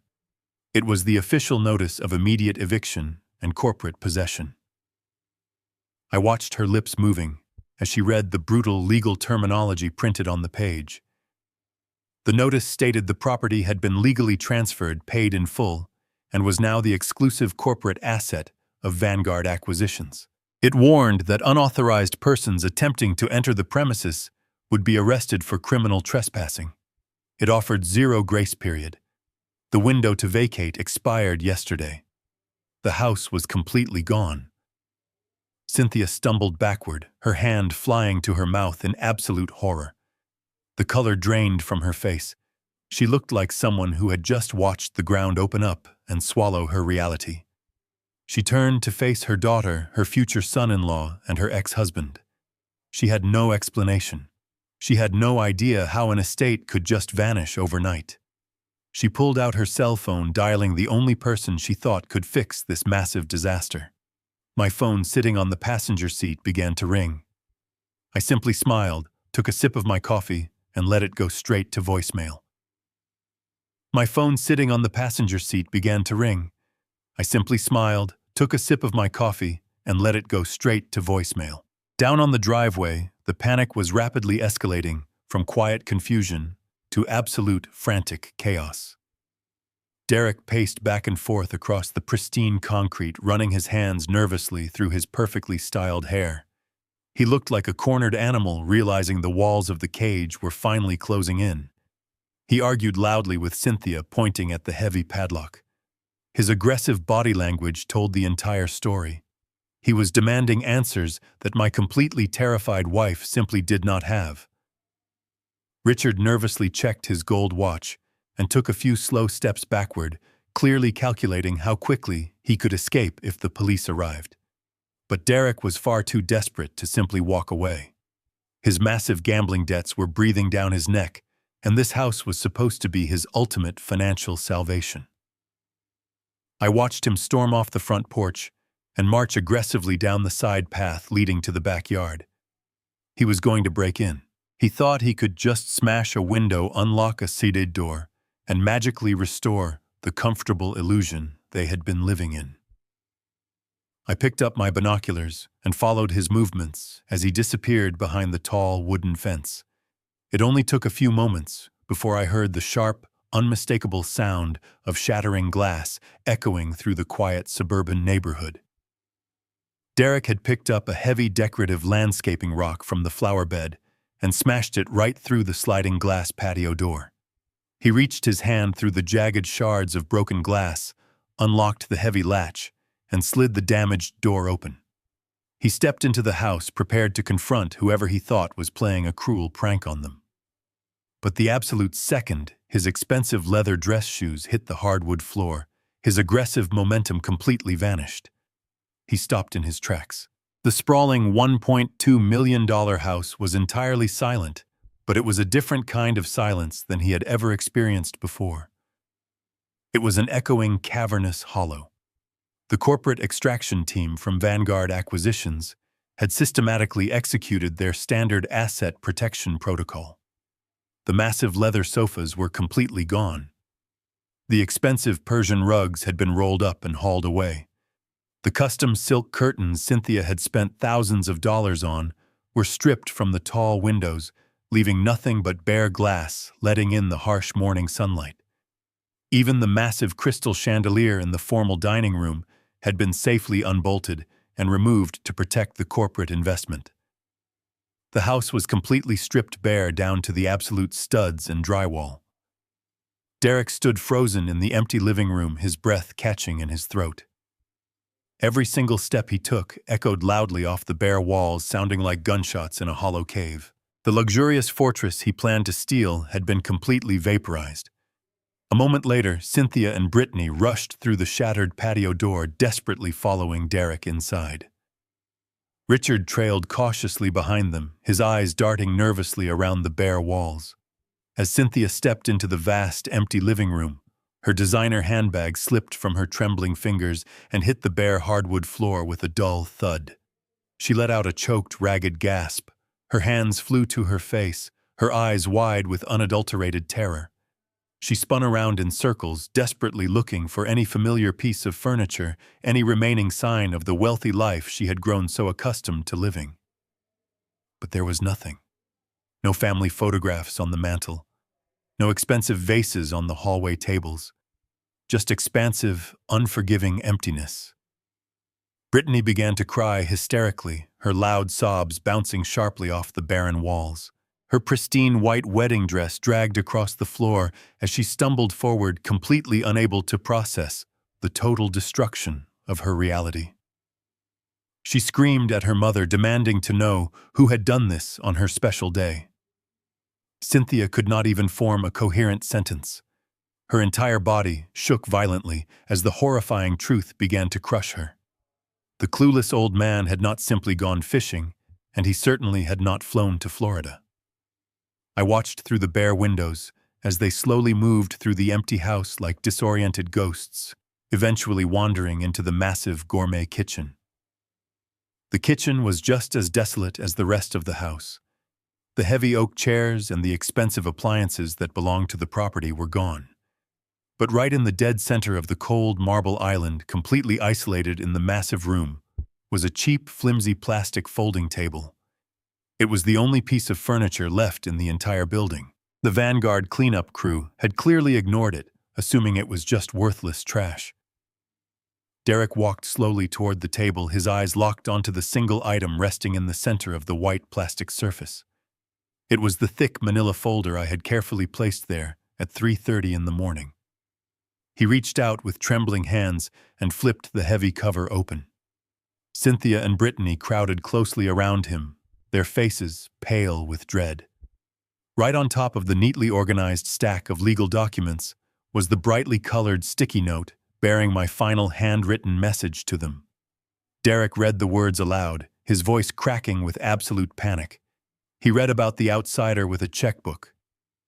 He read that the checkbook was officially closed.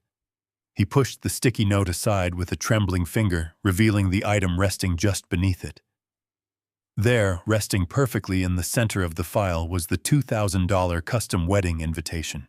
The beautiful gold foil letters bearing Brittany's name caught the morning sunlight, streaming through the bare windows. The invitation was torn cleanly and perfectly in half, leaving them with absolutely nothing but their own greed. The silence in the barren kitchen was deafening as the reality of the torn invitation settled over them. But the masterpiece of my revenge was not quite finished yet. Cynthia reached out with trembling fingers and lifted the heavy manila folder off the plastic table. As she pulled it away, she revealed a second, slightly thinner folder resting directly underneath it. It was encased in a sleek, dark blue cover, the kind of professional binder used exclusively by high-end law firms. My attorney Mitchell had insisted on making the presentation as intimidating as humanly possible. Cynthia swallowed hard, her throat visibly bobbing. She slowly flipped open the dark blue cover. The very first document staring back at her was printed on thick legal paper, bearing the official seal of the Texas family court system. It was a formal, unilateral petition for immediate divorce. My signature was pressed firmly at the bottom of the page in dark blue ink. She read the brutal legal language outlining the absolute termination of our 15-year marriage.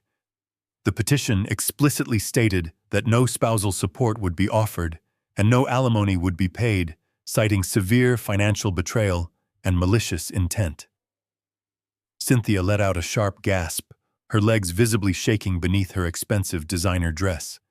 She quickly turned the page, desperately hoping to find some sort of financial settlement or a severance package. Instead, she found a highly detailed stack of official bank statements. These were not the doctored spreadsheets she had been using to track her stolen funds. These were the certified records directly from Texas Fidelity Bank. She stared at the bold numbers printed at the top of the page. The joint savings account, the account she had relied upon to fund her secret lifestyle and pay her deadbeat ex-husband, showed a current available balance of exactly $0.00. She flipped frantically to the next page, checking the status of the premium platinum credit card she had been carrying in her purse. The status was boldly listed as permanently frozen due to suspected fraudulent activity. Every single financial lifeline she had ever known was completely severed. The unlimited wealth she had enjoyed for a decade and a half had been legally evaporated into an offshore corporate entity that she could never possibly reach. She was standing in a pair of shoes she could no longer afford, staring at a bank balance that mirrored the absolute emptiness of her own soul. But the final document in the folder was the ultimate kill shot. Cynthia's manicured hands shook so violently that she nearly dropped the binder onto the plastic table. Resting beneath the bank statements was a crisp official copy of a federal police report. It was filed directly with the Federal Bureau of Investigation under the severe criminal charge of elder financial abuse, wire fraud, and medical forgery. Firmly stapled to the back of the federal report were the exact psychiatric evaluations she had paid Dr. Thorne to falsify. My lawyer had attached a highly detailed summary of their sinister plot to have me declared legally incompetent and thrown into a state-run asylum.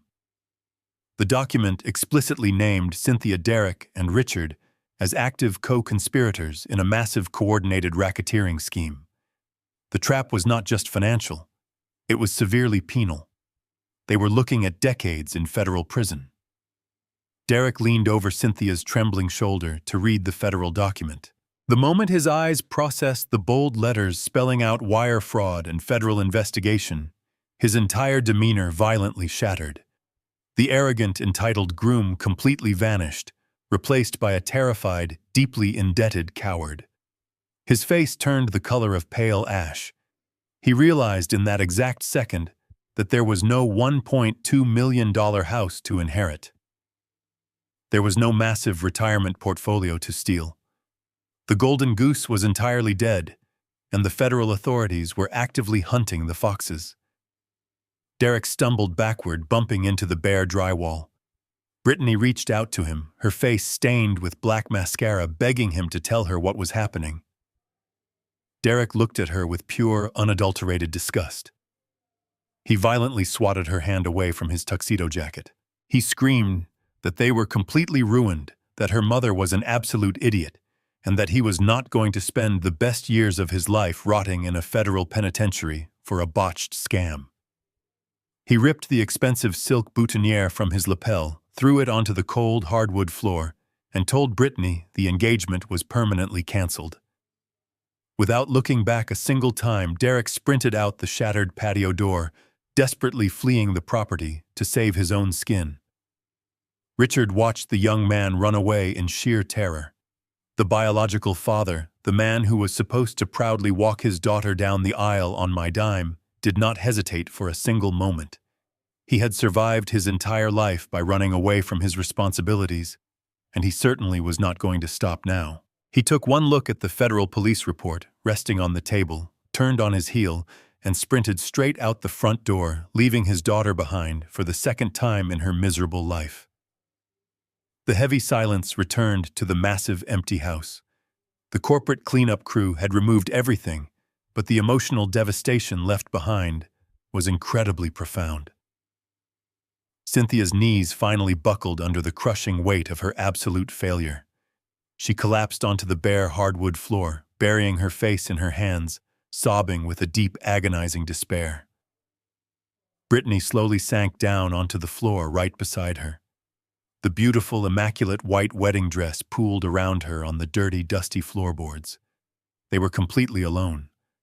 The house was cold, barren, and unforgiving. They had absolutely no money, no home, no groom, and a massive federal investigation looming over their heads. I sat in my truck down the street feeling a profound sense of absolute peace. It was truly a masterpiece of revenge. The game was finally and completely over. I sat in my truck down the street feeling a profound sense of absolute peace. It was truly a masterpiece of revenge. The game was finally and completely over. I put the truck in drive and slowly pulled away from the curb, leaving the shattered remains of my former life in the rearview mirror. I did not drive back to the storage unit or to a local hotel. I drove straight onto the interstate highway, heading directly for the international airport. I parked at the airport, grabbing my small leather bag. Nobody around me noticed the quiet older man in the worn denim jacket. I smoothly breezed right through the busy security checkpoint and quickly made my way to the private airline lounge. A few short hours later, I was finally settling comfortably into a wide premium leather seat in the first-class cabin of a heavy commercial jet. The flight attendants offered me a warm towel and a crystal glass filled with premium aged bourbon over a single cube of clear ice. I thanked them and turned my attention to the window as the heavy wheels finally left the sun-baked Texas tarmac. I watched the sprawling suburban neighborhoods shrink into insignificant geometric shapes far below me.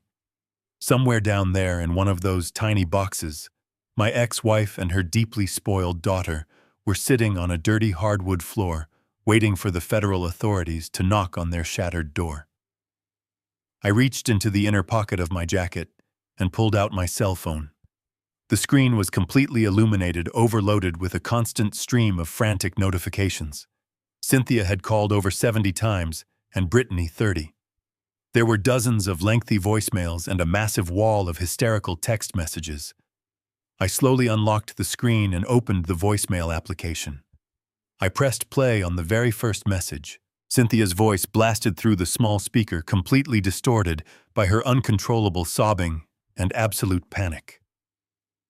She was begging me to answer the phone. She was screaming that a terrible mistake had been made, that Vanguard Acquisitions had completely destroyed the house, and that Derek had abandoned them. She pleaded with me to transfer money to her account so they could afford a hotel room for the night. She swore that she loved me and that she could explain everything if I just gave her a chance. I listened to her desperate lies for exactly 1 minute, feeling absolutely nothing but cold, hardened indifference. She was not crying because she felt remorse for her monstrous betrayal. She was only crying because her brilliant trap had suddenly snapped shut on her own neck. I did not bother listening to the rest of their pathetic messages. I pressed the power button, shutting the digital screen off completely. I popped the small plastic tray open with a pin. I carefully extracted the tiny digital subscriber identity module card, holding my personal phone number and all of my contacts.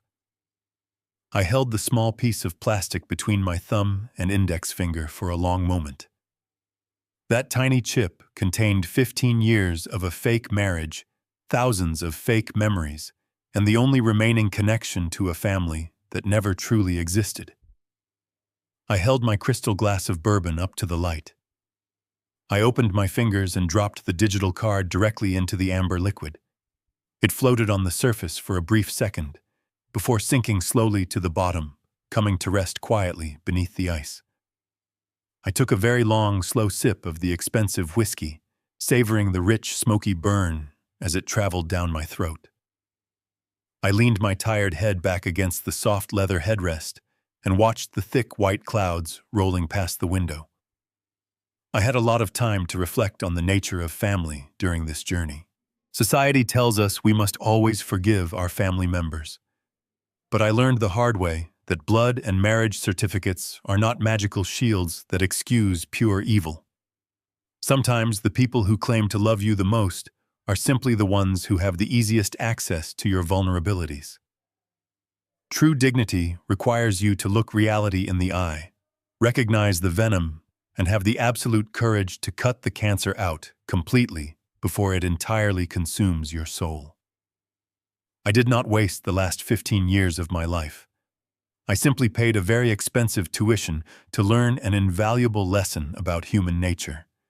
As for my own personal future, I have absolutely no intention of fading quietly into the lonely background. My offshore accounts are completely full, and the world is incredibly large. I plan to spend the next few years traveling across the globe, seeing all the magnificent places I was too busy working to visit. I am going to explore ancient streets and quiet mountains, but I will not just spend my wealth on myself. I am establishing a massive, well-funded educational foundation in my true hometown. I am going to use the money Cynthia tried to steal to build a commercial trade school for young, underprivileged men and women. I want to teach them how to work with their hands and build a genuine, honest life from the dirt up. I want to give them the exact same opportunity I had to create real value in this world instead of simply leeching off the hard work of others. The legacy of Harrison Caldwell will not be a cautionary tale of a foolish old man who was robbed blind. It will be the story of a master builder who knew exactly when to tear down a rotten structure and start entirely fresh. I lost 15 years, but I kept my soul. Did I go too far, or did they get exactly what they deserved? Leave your thoughts below, subscribe for more stories, and remember, never mistake a quiet old man for a weak one. See you next time.